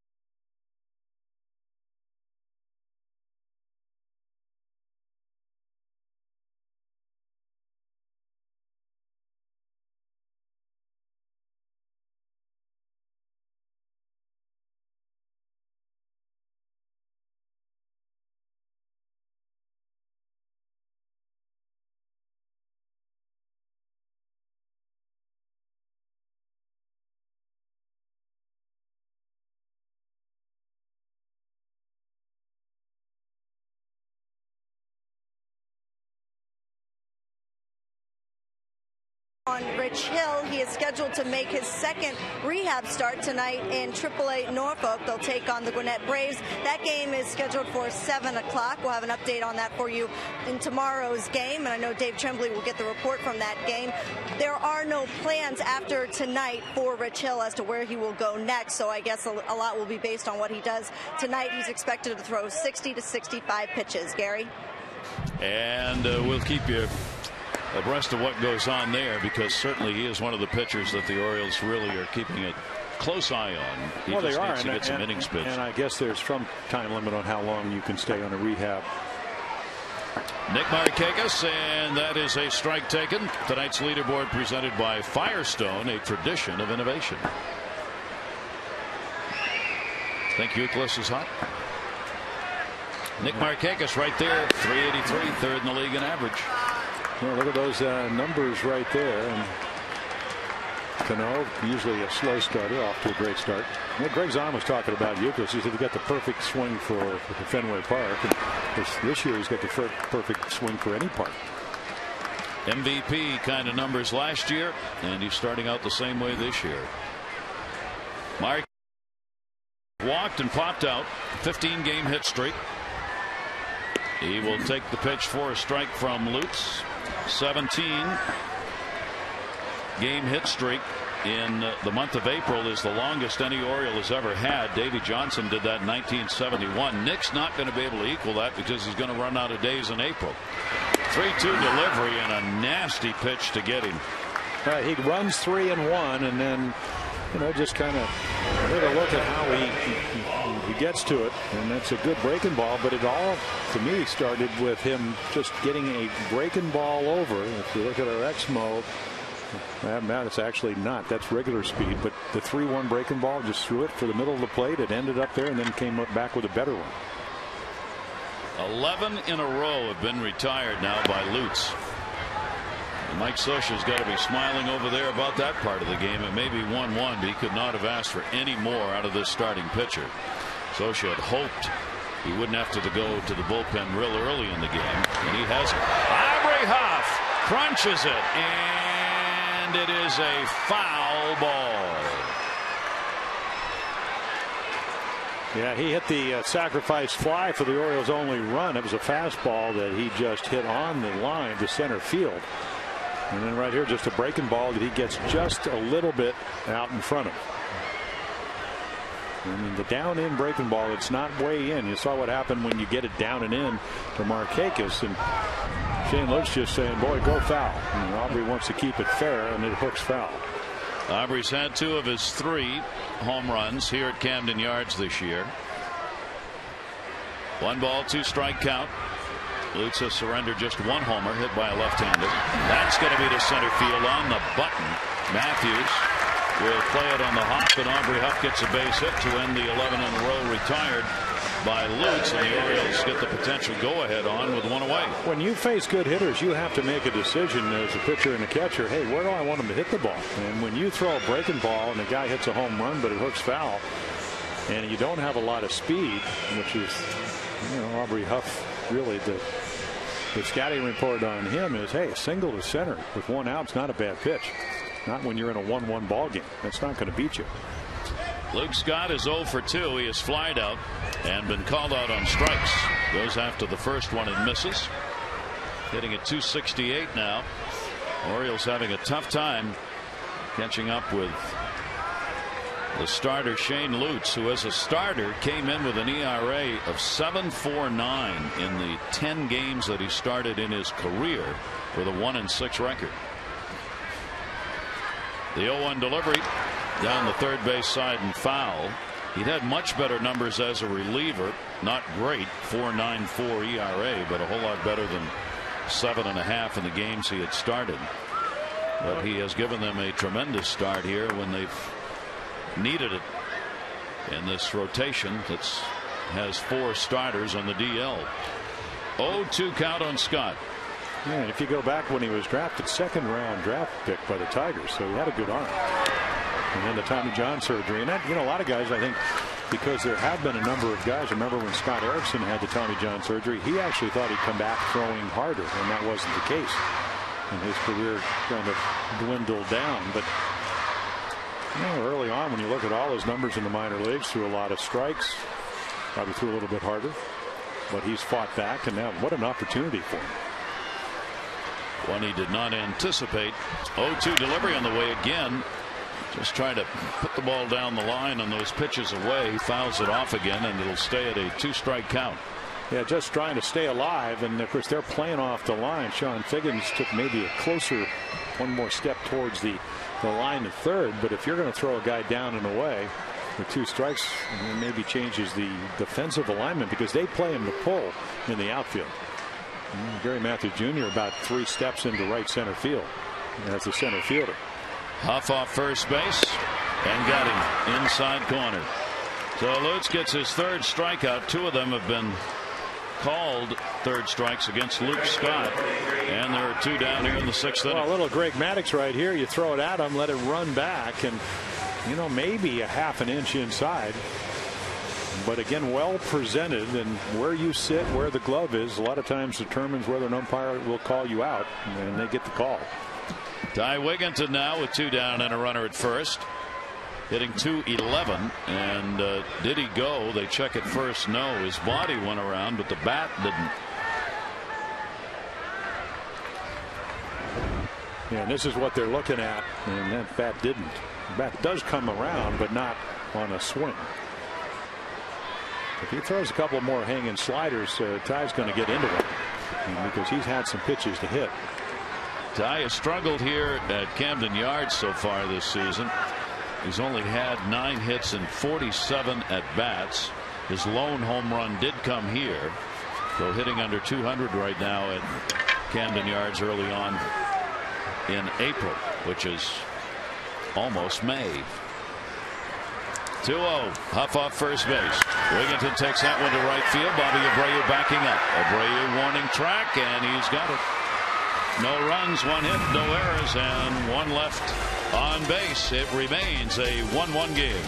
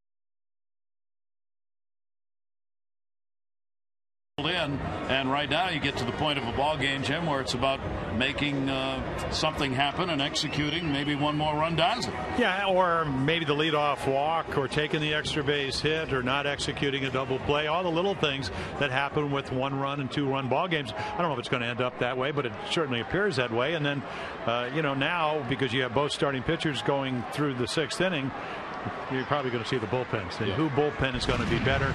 Angels were a little bit better than the Orioles last night, but came in really struggling, which was unusual. 1-6 with a ERA of over 7 runs a game. The Orioles bullpen, even though Ray made a not a very good pitch, and Walker had the balk and a couple of doubles. They've been very good on this homestand. Koji really pitching well today, as he has over the last 3 starts in particular. His assortment of pitches has kept them off balance in the ball game, and is turning into a very solid go deep into a ball game pitcher. Well, he is, and I think we've seen that the last this will be now 3 starts, and that's all you can do. Now, unfortunately, one swing and way back left field. That ball was tagged, and goodbye home run. And there is that one swing, and that's the man who has led them this season, as Torrey Hunter delivers the long ball, and the Angels take a 2-1 lead in the ball game. So you pitch a marvelous game, and then you get a cutter in the middle of the plate, and you can see right there, 8th home run of the season. And again, with Guerrero out and your starters, you got 3 of your starters on the DL. I mean, this is what he does so well. He finally gets a pitch he can handle. Last night they pitched him well, didn't get a base hit, even though he got an RBI, 2nd RBI of the series. He has never had this many home runs. That's 8 of them now in the month of April. And this is the way the Angels have been playing of late, just getting the big hit when they need it. And they now have the 2-1 lead in the ball game, and that's one of the few bad pitches that Koji's thrown the game. And again, a lot of times it depends if you make a ball in the middle of the plate. I mean, we saw Huff hit the ball real well with the bases loaded in the first inning, but right at the center fielder. That was a ball in the middle of the plate, hot hitter, and bad result. So it is the Angels that take the lead here. Kendry Morales will foul that one off, and Torrey Hunter continues to be the story for the Angels. And that's that smile that we talked about earlier, that's just always seems to be around him wherever he is. Uehara surrendering just the 4th home run this season. 2 by righties, 2 by lefties. That one hit in the air to right center field. Jones going back. Morales got a lot of it at the wall, and goodbye home run. No, yes he did. It's gone. Jones reached over, tried to pull that back in, did not. And it is out of here, and back-to-back home runs have been hit as Morales levels one to center field, about 400 feet on that one. He caught it. You see what he did? He got the ball back on the bounce in his glove. Well, he's trying to be like Torrey Hunter, and Torrey Hunter's going, that's amazing, because he gets it on the rebound and it goes right into his glove. But again, a belt high pitch count right around 96 now. He did not fool the second base umpire that time, Tim Welke. Welke had gone out there, and that was a tough call, because he showed him the ball after he landed on the warning track, but it had already gone over the fence and come back again. So it is a 3-1 lead, and the Angels, who don't hit a lot of home runs, have back-to-back homers, and Howie Kendrick will fight that one off. Well, they hadn't won back-to-back games. They won the other day in Anaheim 8-0 until yesterday. That's got to go all the way back to 1968. So this is a team that hadn't hit a lot of home runs. Starting pitching's been good. Bullpen struggled. So you got to regroup and hope that you can get out of this inning. There will be action up in the Oriole bullpen, just in case you're not able to do that. But if you want to give yourself a chance to win, the team a chance to win, try to make some better pitches. That one hit in the air to left center field. PA on the warning track will put it away. Kendrick is retired. One down here in the 7th inning. 19 home runs hit by the Angels this season. But boy, they have certainly made them count. Baez warming up in the bullpen. The Angels now have had a home run, at least one, and at least one double in 8 consecutive games. Over the 8 games, they have delivered 10 home runs and 21 doubles in the last 8 ball games, and another towering foul ball way back down the right field line. Well, I think what we're seeing is that, I mean, guys are leaning back, and again, maybe the velocity a little bit down. I think it's more about location. But again, it's always difficult to get a hitter out 3-4 times, and this is what Koji's trying to do in a very tight game. So I think also in a 1-1 game, which is now 3-1, 100 pitches in a 1-1 game is a lot more than 100 pitches, because every pitch means something. So it does take its toll. 1 ball, 1 strike count. Gary Matthews Jr.'s flied out twice. The Orioles as a team now have surrendered 40 home runs this season. Ooh! Caught him right in the midsection. Gary Matthews Jr. a line drive right back up the middle.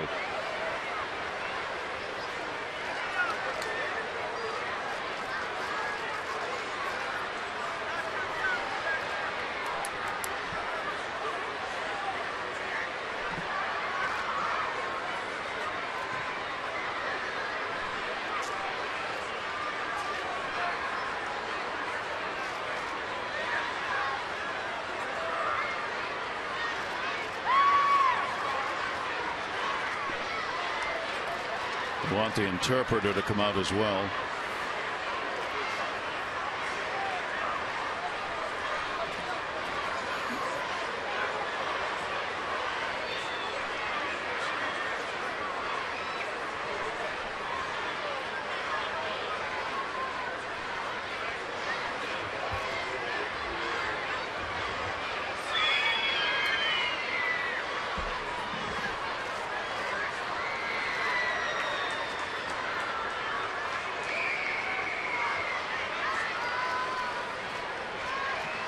Here it is. Yeah, you hate to see this, and of course your best line drive, and you can see it. Not a lot of time to react, hardly any at all. And what you're hoping is it didn't get the rib cage because nothing's broken. And he'll go in and get medical attention. And Danny Baez comes on to continue his warm-ups. So I'll give you an eye. You're what, about 55 feet, and then the line drive somewhere in the right rib cage. So O'Hara out of the ball game. Baez comes on with a runner on at first base and one out.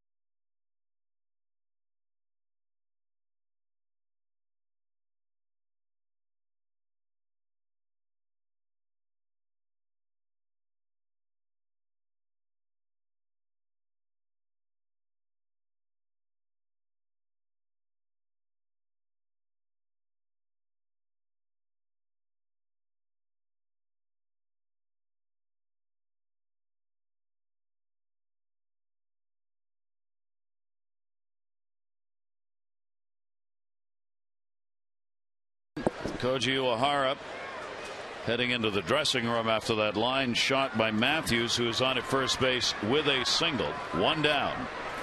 Baez working to Rivera. 2 runs in on back-to-back homers by Hunter and Morales, and it is a 3-1 Angels lead, top of the 7th inning.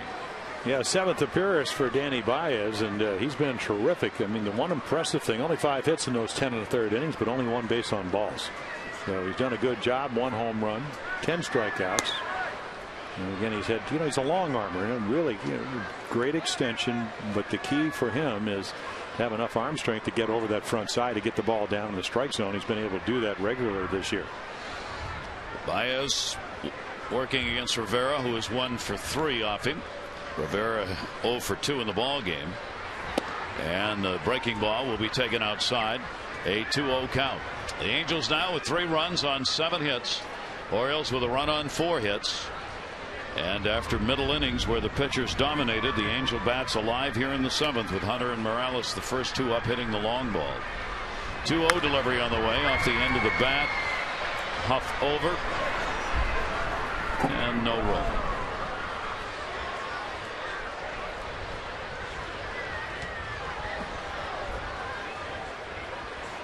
Well, Baez's job to hold him down, and the Orioles well within striking distance.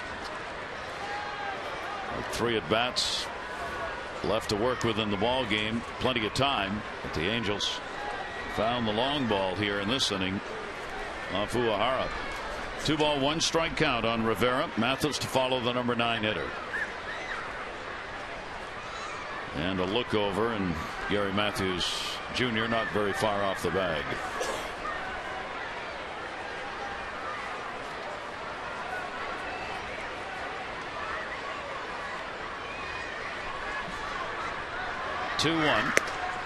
That one drops into the strike zone, and a 2 ball 2 strike count. Rivera watching as Matthews faked to go down there as though he was going to take off for second base and did not. It had me convinced. Took a couple of pretty big steps, and afterwards he acted as though he wished he had taken off. Well, that cutout right here that's kind of where your lead is. That's a big lead. He hasn't stolen a base yet. Not running here. Pitches outside, down low, and a 3 ball 2 strike count. So once again, he'll be off and running. I mean, we're very surprised if he isn't. Again, you stay out of double play, ground ball, you move a runner into scoring position, even if the Orioles get the out. Baez has held opponents to a 139 batting average. 3-2 runner going, and it's ball 4. So the walk surrendered. 5 hitters have been up here in the 7th, and 4 of them have reached base. 2 have scored. Rick Kranitz on the work done by Baez to get back in shape. This guy has worked so hard, and not only that, he comes out and he works on his own, and I've begun to learn that he's a perfectionist. He wants to get things right, and he's on a mission. There's no doubt about it, and I think when he started in spring training, we didn't see the arm strength or the arm speed, and now we're seeing it, and I think that was probably the best thing for him to actually start and gain his arm strength. Mathis up against him with 2 on and 1 down and a 0-1 count. He has struck out and flied out. Angels trying to take both in this short 2-game series. 7-5 last night. They've got the 3-1 lead here. And the 0-1 delivery. Breaking ball will miss outside, 1-1. Yeah, his last appearance, he was terrific and got a win, but that was 3 innings ago, or three innings on Sunday, so maybe a little bit more than he's used to pitching. But the velocity's been really good, and he's had the split-fingered fastball. He was reluctant to throw it before the Tommy John surgery. Up the middle, that goes off Baez. That's going to be an infield hit. And that caught him down on the foot somewhere. Says he's all right. Turns immediately to the dugout. Boy, it's a tough inning on Oriole pitchers. Bases loaded. Yeah, slow infield, probably going to be a double play ball.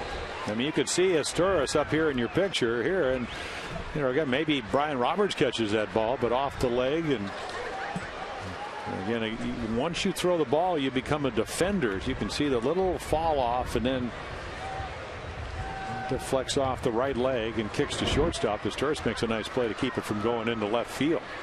So the Angels with only 1 away, the base is loaded. Infield double play depth, ground ball to first. They got a chance. Aubrey Huff home. That's 1. That's all they'll get with a speedy Figgins. But they do get the out at the plate on Gary Matthews Jr. 2 down.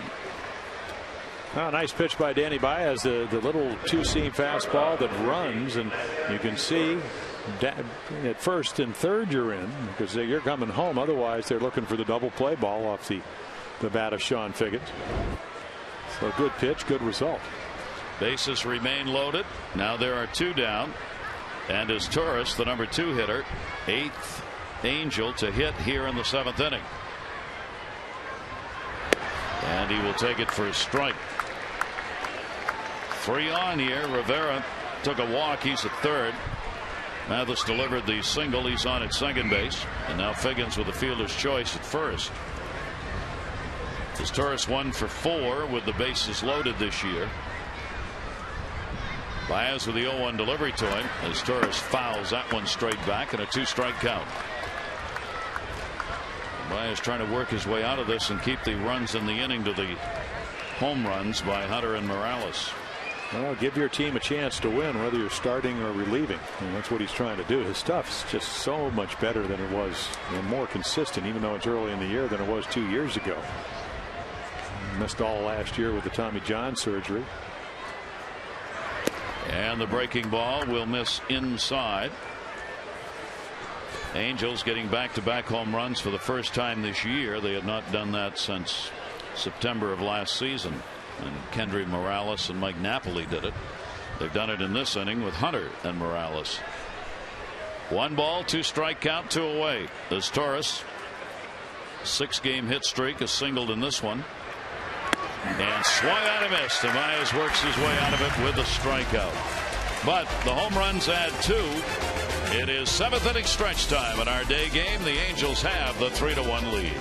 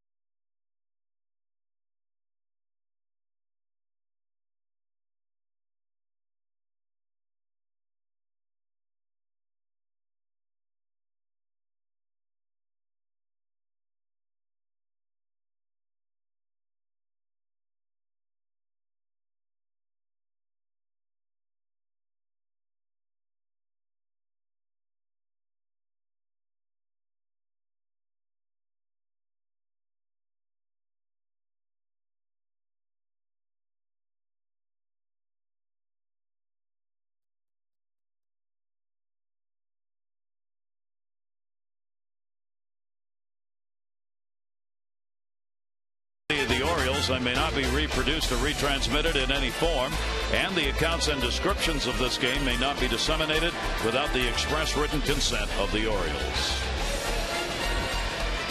A 3-1 Angel lead, and Shane Lukes, the starter, has walked 2, struck out 3. He gave up a run in the first inning on a sacrifice fly.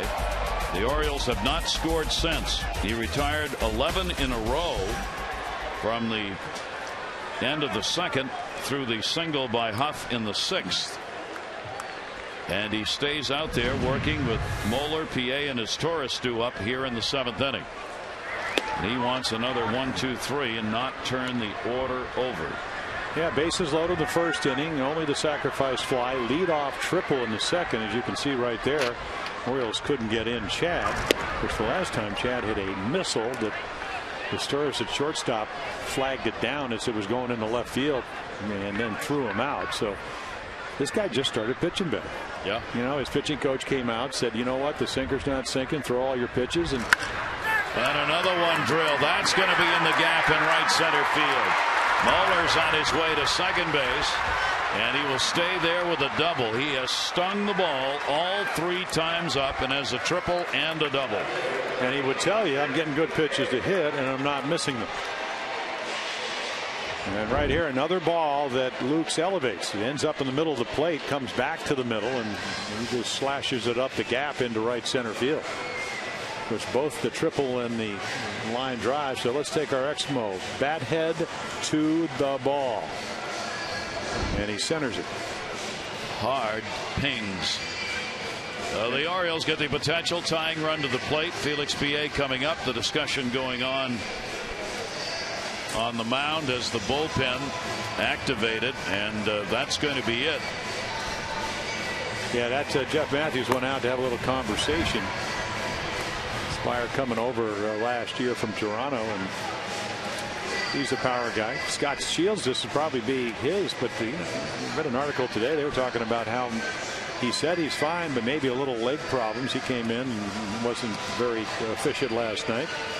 This is where the Orioles wanted to get to, a bullpen that has struggled. Angels lead it by 2.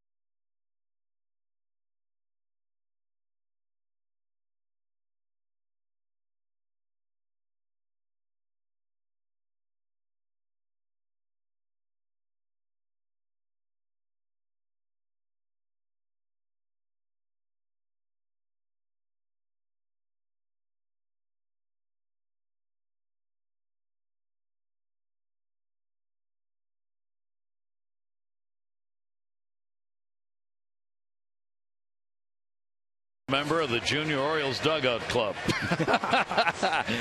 It's for fans 14 and under, as the kids will get tickets to 10 games, a hat, a membership card, and a collectible lunchbox, and it only costs $17, and family and friends can then get tickets for only $6. To join, call 888-848-BIRD. Go to Orioles.com, or you can stop by any Chick-fil-A location, and you can skip the ticket lines. Just visit Orioles.com for a download order form.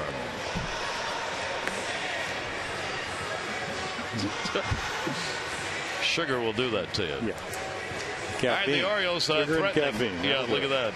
What a job done by Lukes in this ball game. 5 hits, 6+, 2 walks, 3 strikeouts. Yeah, he does his job, and now it's up to the bullpen. And Justin Spire, actually, it's his 3rd year with the Angels. Off year last year, and you know, big guy, been around. It'll be his 10th major league season.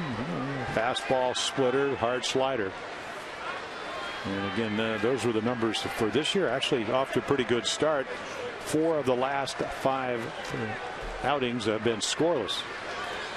He has sort of been the go-to guy here of late for Mike Scioscia, because the others in the bullpen have been struggling. And he mentioned that yesterday, saying Spire has really taken over for me in the middle here in tight situations. Well, Felix Piet's got to get Moeller to third base. I still think at this juncture, yeah, you'd like to hit a double and get yourself the tying run into scoring position. But if you play good baseball, you hit a bouncer, or maybe you try to get him in with a base hit to the right side. You know, score a run here. We saw last night what the difference is that if you can get within 1 run in the late innings. And taken down low, he's ahead on the count, so he's ought to get something that he can put where he wants it to be. Yeah, so good situational hitting. 2 ball, 1 strike count. Chad Moeller's on at second base with a double. The Orioles trail by 2 here in the 7th. PA will foul it off the other way. And that's not one of those pitches that you're going to hit to the right side. Batting only 160. He's had 8 hits and 50 at bats. Well, you know, they work on stuff, and then you have to take all the drills you do, Terry Crowley, and trying to shorten the swing up. But you don't have a whole lot of time to adjust once the ball gets thrown. 2-2 delivery on the way, and got him. The strikeout picked up. Unproductive at bat for PA. The runner remains at second base with 1 away. Well, it's about executing. Yeah, you know, you get behind him 3-1. He makes a good pitch, and then even a better pitch with 2 strikes. And that's the split-fingered fastball. Tumbles. You could see the tumbling action. And you can see again, he just fools Felix. Lou Montañez is going to pinch hit. Montañez pinch hitting for his Taurus. with one away and a runner on at second base.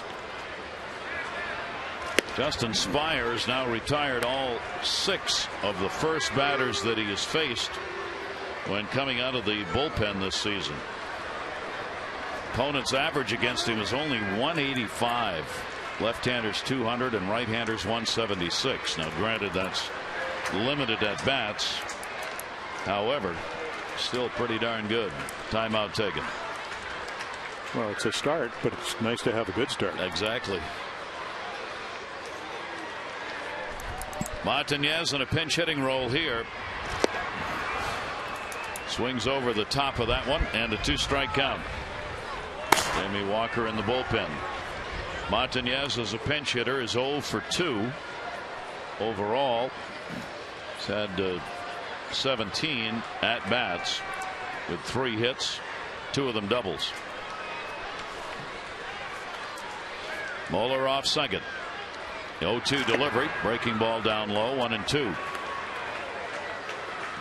Chad Moeller's out there at second going, I've been out here watching long enough for these leadoff hits. Somebody get me home. Well, as we mentioned, he got to third in the second with nobody out. Or to third with nobody out in the second inning, and then this inning to second with nobody out. 1-2 delivery on the way. Montañez fouls it off. Count will stay at a ball and 2 strikes. Well, Lou gets he got the trophy for the Triple Crown.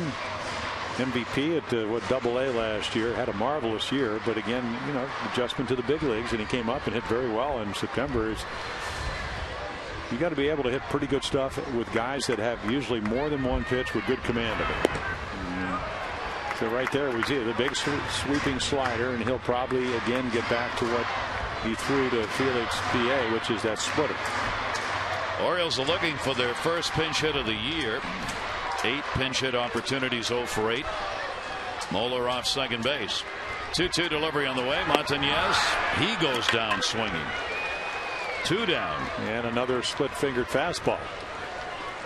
And again, this is what the big leagues is all about. He kind of wasted the breaking ball, and then he comes back with a pitch that the action is even if you hit it. And right here you can see the Exmo, the bat just over the ball, because the splitter looks like a fastball. You react to it, and then the good ones go down.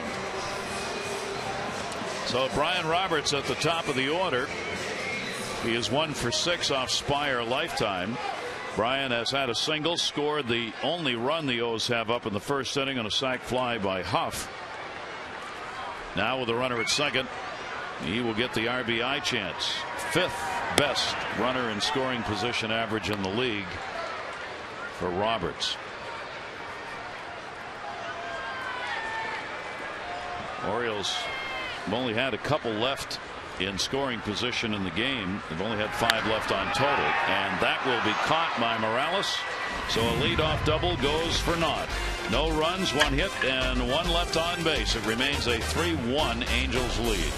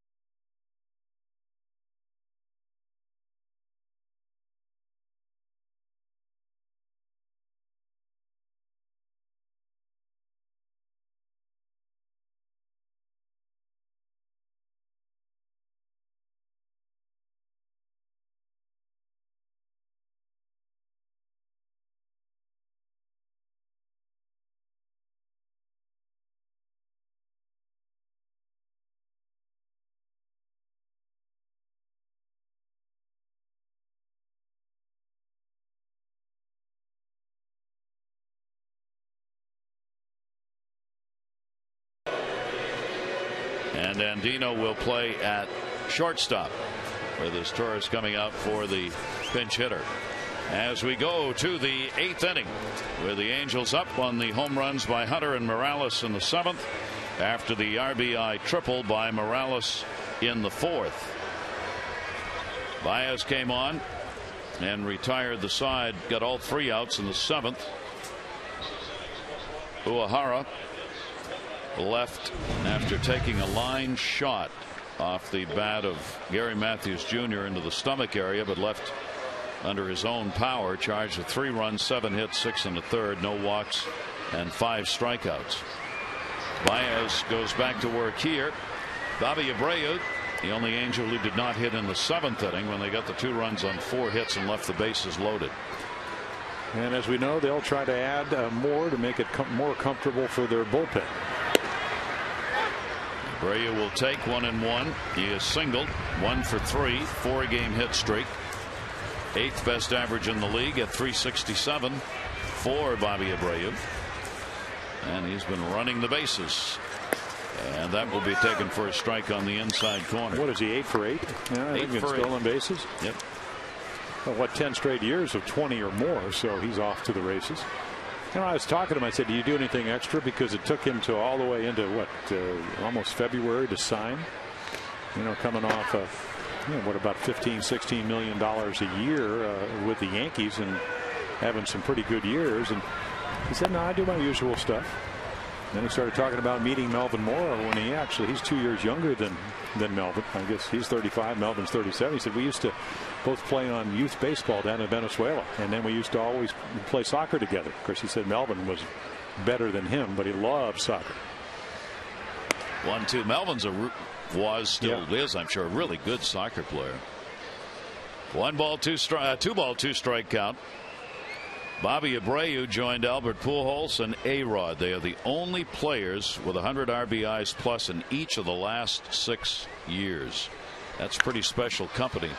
To left field, Montañez just in, will chase it near the line. It's blowing that way, and he's able to haul it in for the out, 1 away here in the 8th inning. Time to text in your vote for the AT&T player of the game. Morales with the 2 RBIs, including a home run. Hunter has had a homer and single in the ball game, and Chad Moeller stung the ball. He's got a double and a triple to show for it. Text in your vote, A, B, or C, 51862. 1 down in the 8th, and here is Hunter, who delivered the home run in the 7th inning to kick it off. 8 home runs now and 16 RBIs on the season for him. Torrey Hunter will foul that one away. Started the day tied for 2nd in home runs in the league. You would not think he's going to stay at the pace he has had here in April, but he doesn't need to have a very good home run season. Well, again, only the 21 last season. And he lays off that. He must be seeing the ball well, because not in all years past, but that was pretty good pitch right there, and he just laid off it. And when he does have swings, they're very aggressive. Shattered the bat, ground ball to short. Dino's throw is there, and he pulls up lame a little bit. Yeah, but he really gets jammed. The bat just explodes, and running back all right. He went over the bag a little gingerly.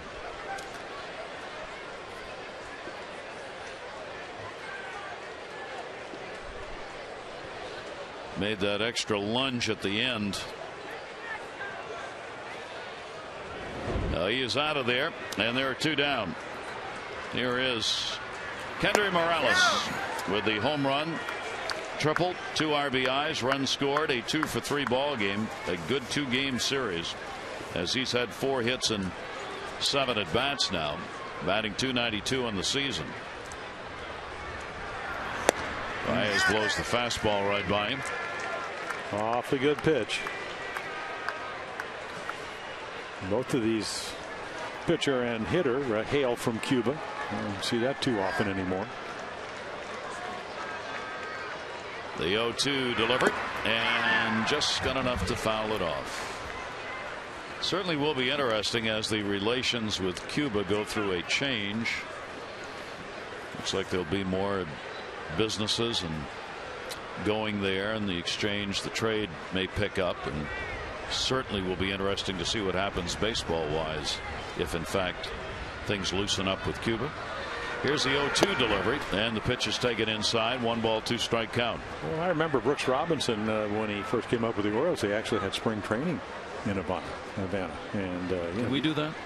Pardon me? Can we go to Havana for spring training? No, not anymore. Not yet. Only through Canada. Well, look, maybe. Here's the 1-2 delivery. Well, you just can't talk. You know, your voice would be a giveaway. I don't get care. you a mustache. Yeah. A wig.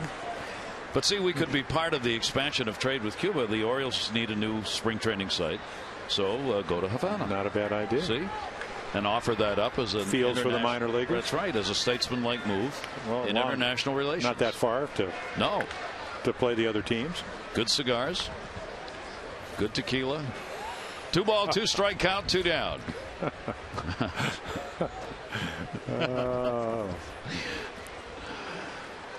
2-2 away.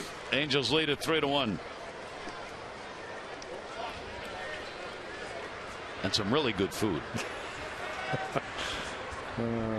Here's the 2-2 pitch by Baez, and it's a full count, 3-2 on Morales. Yeah, Kendry, 8 times he tried to defect it before he was able to actually leave Cuba.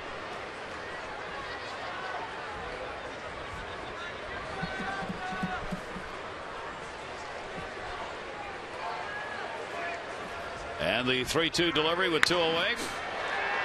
Left center field. Montañez gets it. Had a battle and win a little bit. 1-2-3 inning. Good job by Baez. Score remains 3-1 Angels.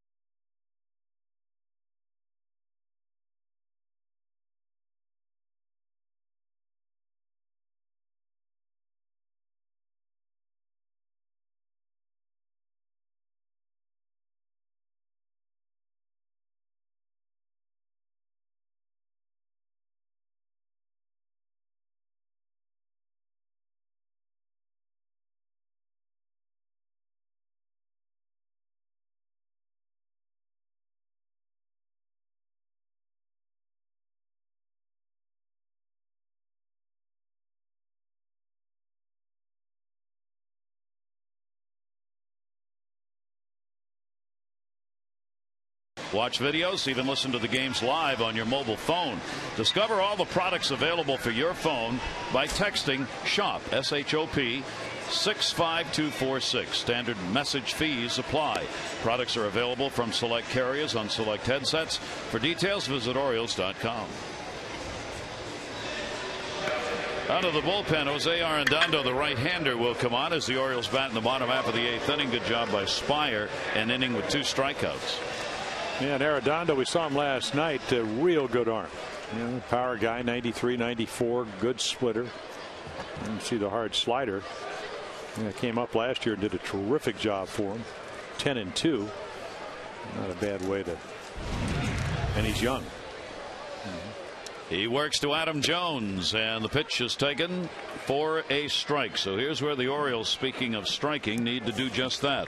Jones, Markakis, and Huff, the middle of the order, trailing by 2, being out hit 8-5 by the Angels. Adam Jones will take the pitch away. He has singled and flied out twice. Well, the good news, you got a guy on. Time run comes to the plate. Danny Baez had a lot to do with that. Another excellent job out of the bullpen. Real closer George Sherrill getting loose.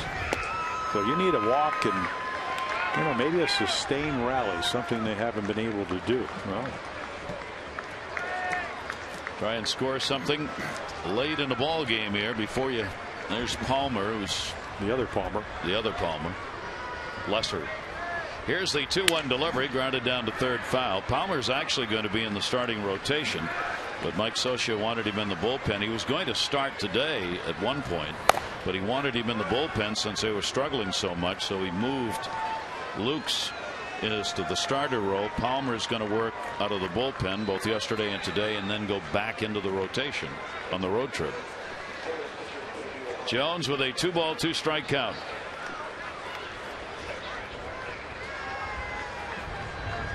'25-year-old right-hander with a 2-2 delivery. It's down low, and the count goes to 3 balls and 2 strikes.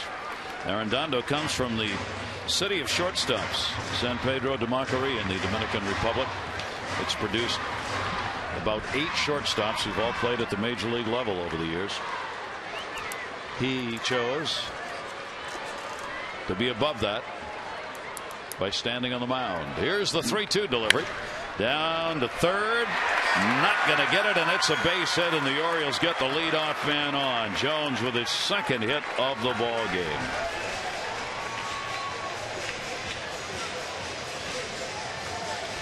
So there you go. Biggins, because of the 2-run lead, he's not playing the line, not worried about the ball hit to his right for extra bases, and he still can't get to it. So a well-placed ground ball by Adam Jones. It's one of the league's hottest hitters to the plate, Nick Markakis. Nick has an 0 for 4 off Arredondo. 0 for 2 in this game and a walk. So his hit streak may be on the line here. Amber? Gary, I have an update on Koji Uehara. He left the game in the 7th after getting hit by that comebacker. He has a bruised sternum. He did receive x-rays. They are negative. We'll find out more after the game, though, on how this will affect him going forward. Gary? All right. Thank you, Amber. And that's not great news, but certainly could have been a lot worse. Good to hear the x-rays were negative. A Gary Matthews shot up the middle that caught him on the lower part of the rib cage. 0-1 count, Nick Markakis. And Nick off the end of the bat fouls it off, and the count goes to 2 strikes. Orioles trying to get a comeback win when they have trailed after 7. They are 0-11 on the season. That is not an unusual number. Winning major league games when you trail after the 7th inning are not easy. Here's the 0-2 delivery, and Markakis takes it, and the ball gets away, and that will move Adam Jones down to second base. Yeah, it's just a little play, but it takes the Angels out of double play position. The Orioles don't have to worry about that now because of the, I don't know if they'll call that a wild pitch, splitter that dives down. He's trying to go for the strikeout. And now the runner on second, they're going to talk about what signs we're going to use, probably change him a little bit. Arredondo last year in 61 innings only threw 3 home runs, so he's, he's immune to the home run, but doesn't give it up very often. It is a wild pitch called. Yeah, usually when it hits the dirt, and you can see it bounce out in front of home plate. Jeff Mathis immediately figured, where did it go? 1-2 delivery, Markakis. Nick hitting .415 here at Camden Yards so far this season, the 4th best home average in the American League. Ian Kinsler at Texas has got the best one, followed by Kevin Youkilis in Boston and Jason Bartlett in Tampa Bay. 2-ball 2-strike count. Markakis gets it into the gap in right center field. Jones will come around to score, and it is a 1-run ball game. Nick Markakis, RBI, and a 16-game hit streak. Yeah, a couple of base hits, sustained rally. That's what they need here in the 8th inning. Now the lead by the Angels down to 1. Arredondo gets something up in the strike zone, and Nick takes advantage of it. And you can see right there, Adam Jones making sure the ball clears the infielder. Down by 2, doesn't want to get doubled up, and then quickly scores a second run. The 22 RBIs for Markakis ties him with Mike Lowell for second in the league. Carlos Pena of Tampa Bay has 24, the leader. But you have like 9 home runs or something. Yeah, he hit his 9th home run. And Pena's got 9, leads the league there as well. And then Lowell, the American League Player of the Week, last week for the Red Sox. So the Orioles in a comeback mode here. Aubrey Huff, RBI sac fly, has also singled, 1 for 2. Markakis on at first base. 7th hit of the ball game for the O's. Doing it off Arredondo. We've seen Arredondo with a great splitter, but when you throw 93, 94, you're still hitting off the fastball. And hope he hangs something. Aubrey Huff pops that one up down the left field side. Figgins, no play. Aubrey at 276 with 3 homers and 19 RBIs. Aubrey is tied for 6th in the league in runs batted in. Now some other action in the Angels bullpen. Matt Palmer sat down because he's going to start. That was probably just his side session. So there is the tying run. 1 ball, 1 strikeout. Aubrey Huff again the other way and again into the seats. The Orioles have a day off tomorrow. They will travel tomorrow night to Toronto. And on Friday, 7 o'clock airtime, 6:30 for O's Extra. Mark Hendrickson will go against Roy Halladay. Halladay 4-1, Hendrickson 1-3. Brad Bergeson against David Percy. Jeremy Guthrie against Scott Richmond. The lineup in Toronto. 1 ball, 2 strike count here. Breaking ball got him. Arredondo gets one on the inside corner that Huff didn't think was there. Well, he throws that splitter so hard it almost looks like a knuckle curveball. Watch it drop into the zone. Now again, it's right on the inside part of the plate. Remember that strike zone at the edge of the ball can be on the corner. I don't know if that was, but it's certainly close enough. Luke Scott get called out a couple of times on fastballs right on the inside corner this afternoon. Who now steps to the plate. Runner at first, 1 away.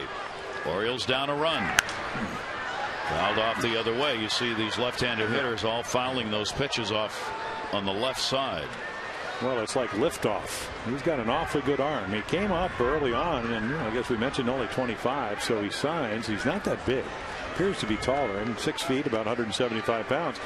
He started early on, and then they made the decision you're going to be, a guy that comes in and pitches an inning. And again, one of those power arms, and the splitter is a pitch that I think that is one of those, because most people say, what is your out pitch? Well, for him, got a good fastball, but that splitter, it's a lot of strikeouts.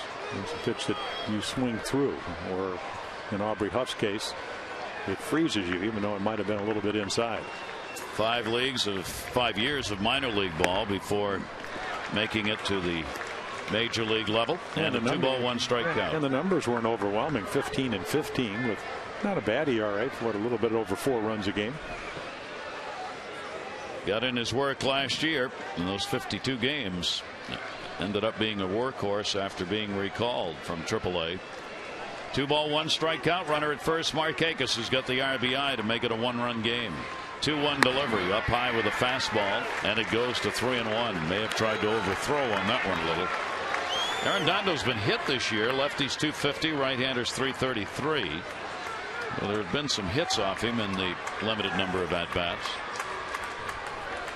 Luke Scott would like to connect with one right here. Awfully good hitting count. You can look for a fastball. Hopefully you get one. Runner goes. Here's the throw, and a strike him out. Throw him out. Ooh. Well, so take it back. Scott's only 3-2. Yeah, Jeff Mathis came in throwing 3 out of 8, make it 4 out of 9 now. I mean, watch this throw. First of all, it's a fastball. And right there, Nick Markakis said he wanted to try to steal bases, but watch this throw on the money.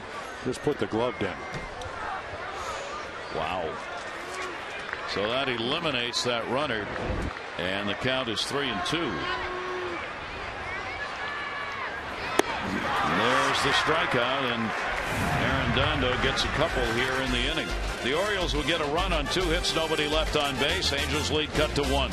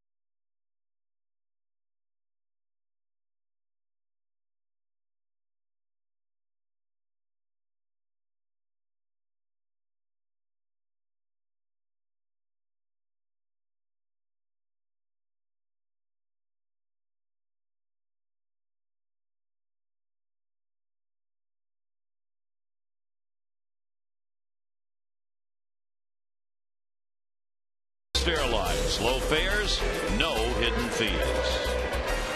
Day game here at Camden Yards, and right now it's a 3-2 ball game with the Angels having to come back to get the lead, but they did. RBI triple, Morales in the 4th, back-to-back homers, Hunter and Morales in the 7th. Orioles sac fly Huff in the 1st, and then the RBI single by Markakis in the 8th. So George Sherrill came on last couple of days ago. His 4th save, and that Texas series also gave up the game-winning home run to Michael Young, a right center field. 2 outs, 2 strikes, fastball up and away. That ball was really carrying that night. Flew out of here. Baez a good job with an inning and 2/3 of 1-hit ball, a walk and a strikeout. After Uehara went 3, gave up 3 runs on 7 hits over 6 1/3. Had a good outing. Caught a line drive in the midsection off Matthews' bat and had to come out of the ball game. Fouled away. Trying to tack on a run here if they can, getting that leadoff man on.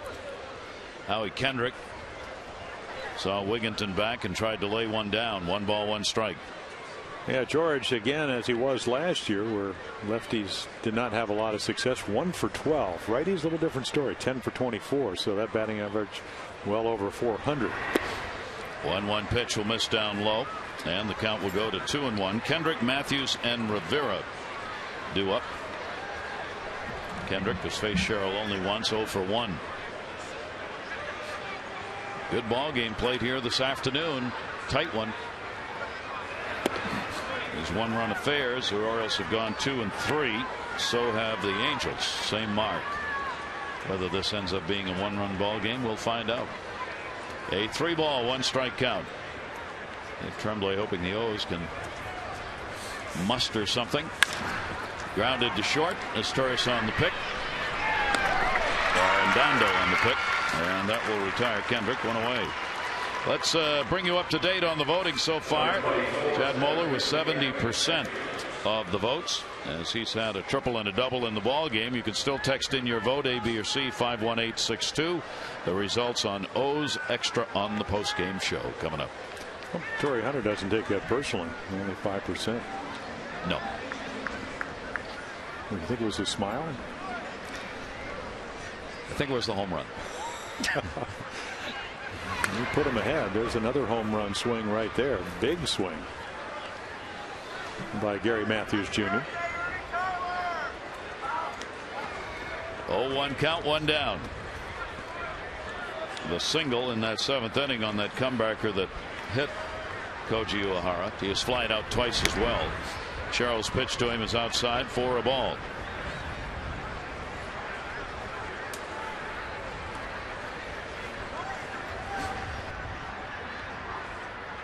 Orioles will try and keep it right here and then have a shot at it in the bottom half of the inning. Down low, 2-1 strike count.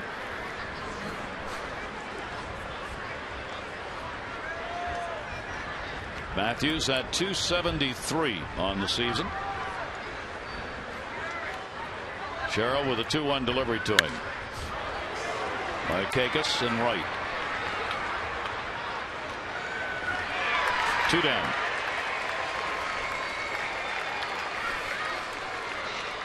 So Sherrill gets the first 2. Rivera coming up. He has drawn a walk, struck out, and flied out. And for George, who's not overpowering, it's all about making good pitches. You know, it doesn't turn the ball over. I mean, contrary to most lefties, they'll usually have something that'll fade away. I mean, he's pretty much always on the left side of the ball, so fastball kind of acts like a cut fastball. Right there trying to get the low strike, which hasn't been called all afternoon. Bill Welke's actually done a pretty good job behind the plate today. I think some of the hitters maybe a couple of an inch or so off the inside corner, but he's been consistent. 1-0 delivery. Ooh, man, did that have a click to it right over the head of George Sherrill. Rivera with a single. Well, again, it's about deception, and if you're in the middle of the plate and you throw a lot of fastballs, that's why it's so important that he establishes his curveball, and he can't do that on a regular basis because I always found that the curveball is a tough pitch to throw over. I mean, especially if you have a big breaker. So again, he doesn't have that third pitch to go to, that turn me over changeup to get the hitters maybe out on their front foot, slow the bat down a little bit. That'll be hit number 9 for the Angels in the ball game. First one for Rivera, who's now got a 6-game hit streak. Mathis has had a single, 1 for 3. There are 2 down.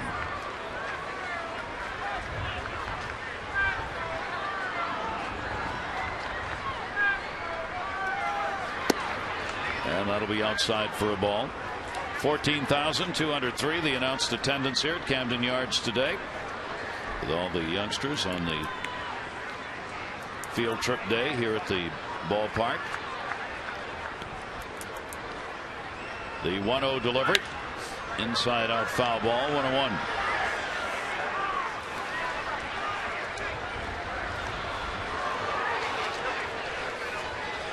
Orioles will not get a win for Koji Uehara, the starter.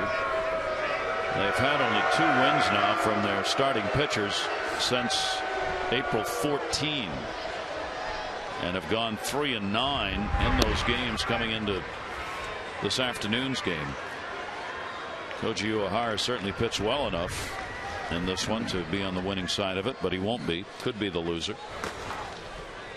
Fuentes the closer in the bullpen for the Angels. Yeah, got the save last night, even though he gave up the home run to Adam Jones. Looks like he'll come in and pitch the 9th inning. Well, it's all about run support when it comes, you want to pitch well. You got him into the 7th inning. I don't know if he made a horrible pitch to Hunter, but he was down in the middle of the plate and he hit a home run and then got a ball up to Morales, and all of a sudden 1-1 is 3-1. It's one of those games where if you get 5 runs of run support, bullpen comes in. In this case, it probably would have been Baez. He pitched great. You'd be going in the 9th inning, and Sherrill would be trying to protect the lead. So run support's such an important part. But every once in a while, you have to win the closer games, or maybe have your guy outpitch the other guy. A 2-ball, 2-strike count with 2 down. Runner on at first base is Rivera. Here's the 2-2 delivery. Takes that one to left field, and that is going to fall in for a base hit. Montañez cuts it off, and a good play. Not only prevents the run, he holds Rivera at second base.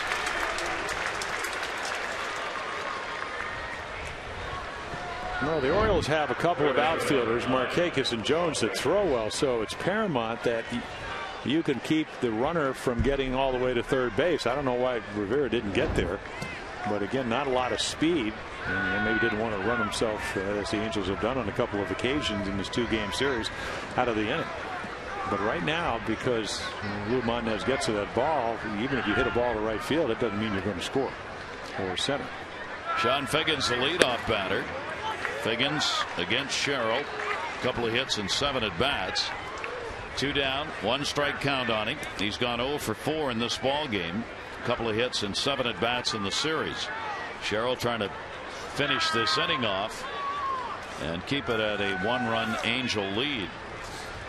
0-1 delivery to Figgins on the outside corner. Strike 2 called. Figgins, the switch hitter, turned around here in this at bat, going against the left-hander. He's hit just 118 right-handed, 288 left-handed.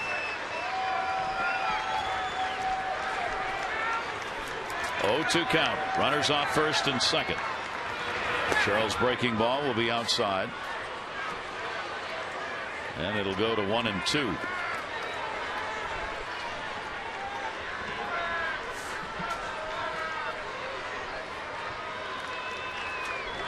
Orioles have lost a couple in a row, trying to get out of that. Angels have won 2 in a row. Here's the 1-2 delivery, and swung on and missed. So no runs on a couple of hits with 2 left on base. We go to the bottom of the 9th inning. Wigginton, Moeller, and Dano are due up for the O's.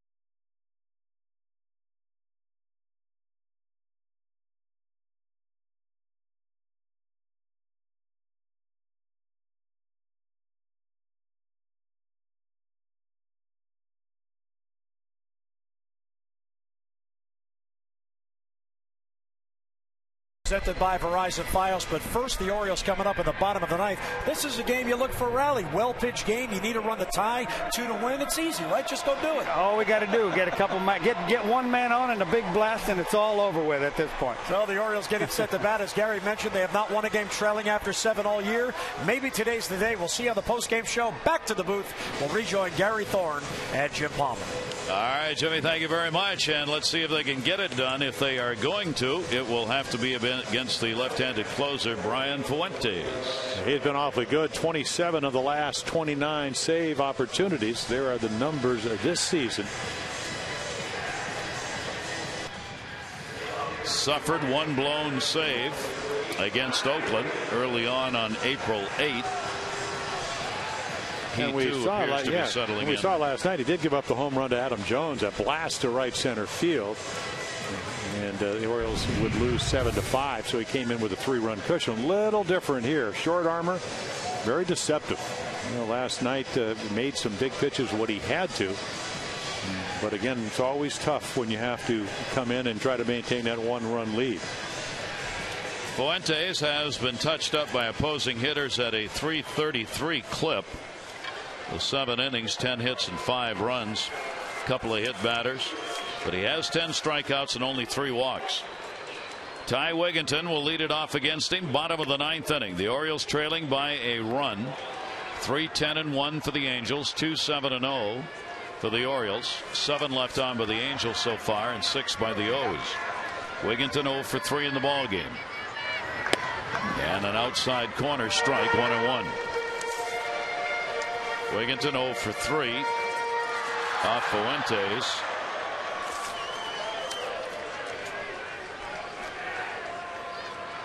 One ball, 1 strike delivery.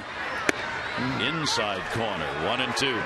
Well, both sides of the plate, down and away for strike one, and then up and in for strike two. That's the one thing last night he did so well, is elevate the ball. And again, everybody that faces him said, short armor, you don't see the ball well, hides it, closes that front shoulder, and then poof, here it comes. You had said Fernandez a little different. He didn't short arm the ball, but he threw out of the jersey, and 88 looked like about 108. Never saw it till it got to the plate. These guys that short arm the ball. 2-ball, 2-strike count. Wigginton 1 for 7 in the series, and an off-speed pitch down and away. Let's take a look at our defining moment. To go back to the 7th inning, 1-1 ball game.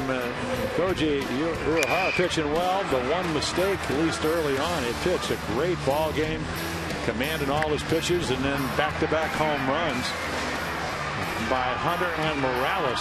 And there's your 3-1 lead. It now stands 3-2. But the Angels that had come in with what, 17 home runs, they had the 2 solos to make it 19. That's the difference in the ball game right now. 1 down. Muller's hit the ball as hard as anyone in the Orioles lineup today. He has a triple, a double, and a hard ground ball out to short. Melvin Mora in the on-deck circle to pinch hit. Here's the 1-0 delivery. That'll be fouled back in a big cut. 1-1. And it was a big cut. Orioles need 1 to keep this ball game going and 2 to win it. Angels trying to just put it away right here and take the first 2 in this short 2-game set of the season against the Orioles. 1-1 delivery. That is outside. 2-ball, 1-strike count on Moeller. And how do you do it? You get a lead, and then you hope your bullpen will hold it. And Arredondo struck out the last 2, Huff and Scott. That's 3 straight Orioles that have gone down on strikes. 2-ball, 1-strike count on Wigginton, who struck out. Moeller up now, and that one foul back. Lukes has a chance to be the winner for them and get just his 2nd major league win ever and pick up his 1st of the year after giving up only a run on 5 hits over 6. Koji Uehara, who is 2-1, the pitcher of record right now for the O's. 2-ball, 2-strike. Lukes did a great job. Looked like they had him on the ropes. He somehow escaped. He pulled the rope-a-dope. Got to the middle of the game and just kept going. The 2-2 delivery. 3-ball, 2-strike count on the Oriole catcher.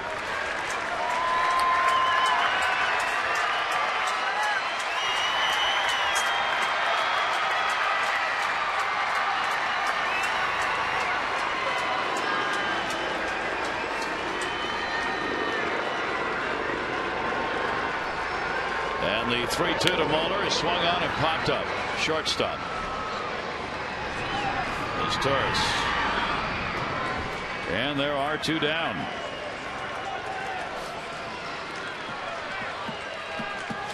So Melvin Mora stands in, bottom of the 9th, 2 away.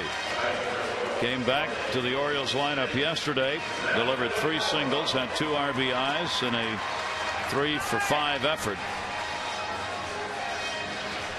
As we said, he will be starting, according to Dave Tremblay, the games in Toronto, all of them.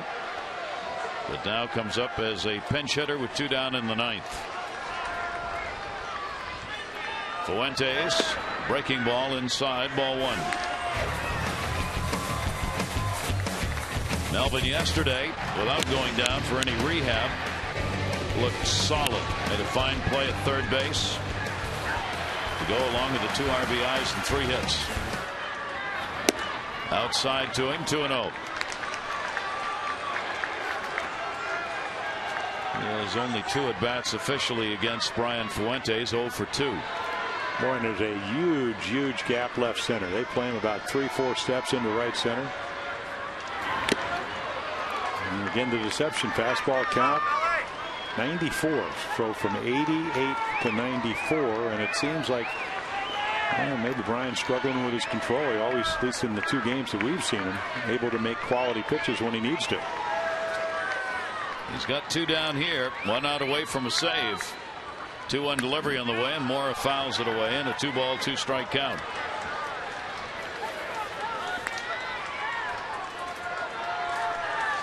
So Fuentes looking for save number 5.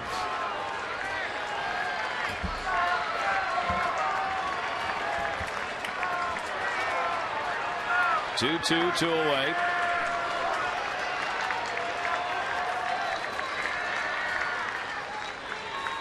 And Moore takes it outside. So again, 3-2. Melvin refusing to chase that pitch away. Well, you know what it reminds me of? It reminds me a lot of Jesse Orosco. And I know you saw him when you were doing the Mets. Jesse ended up, I don't know if he ended his career here, but he pitched here for a number of years. Very deceptive, late life. Good sharp breaking ball when he throws it. Came right after Melvin Moore, and it stays at 3-2.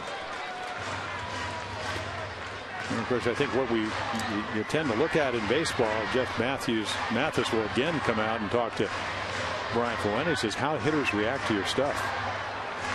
So Melvin worked at least early the count in his favor as Lou Montanez a chance to possibly bat, and if he does, that means that he'll come to the plate with the potential winning run at home plate.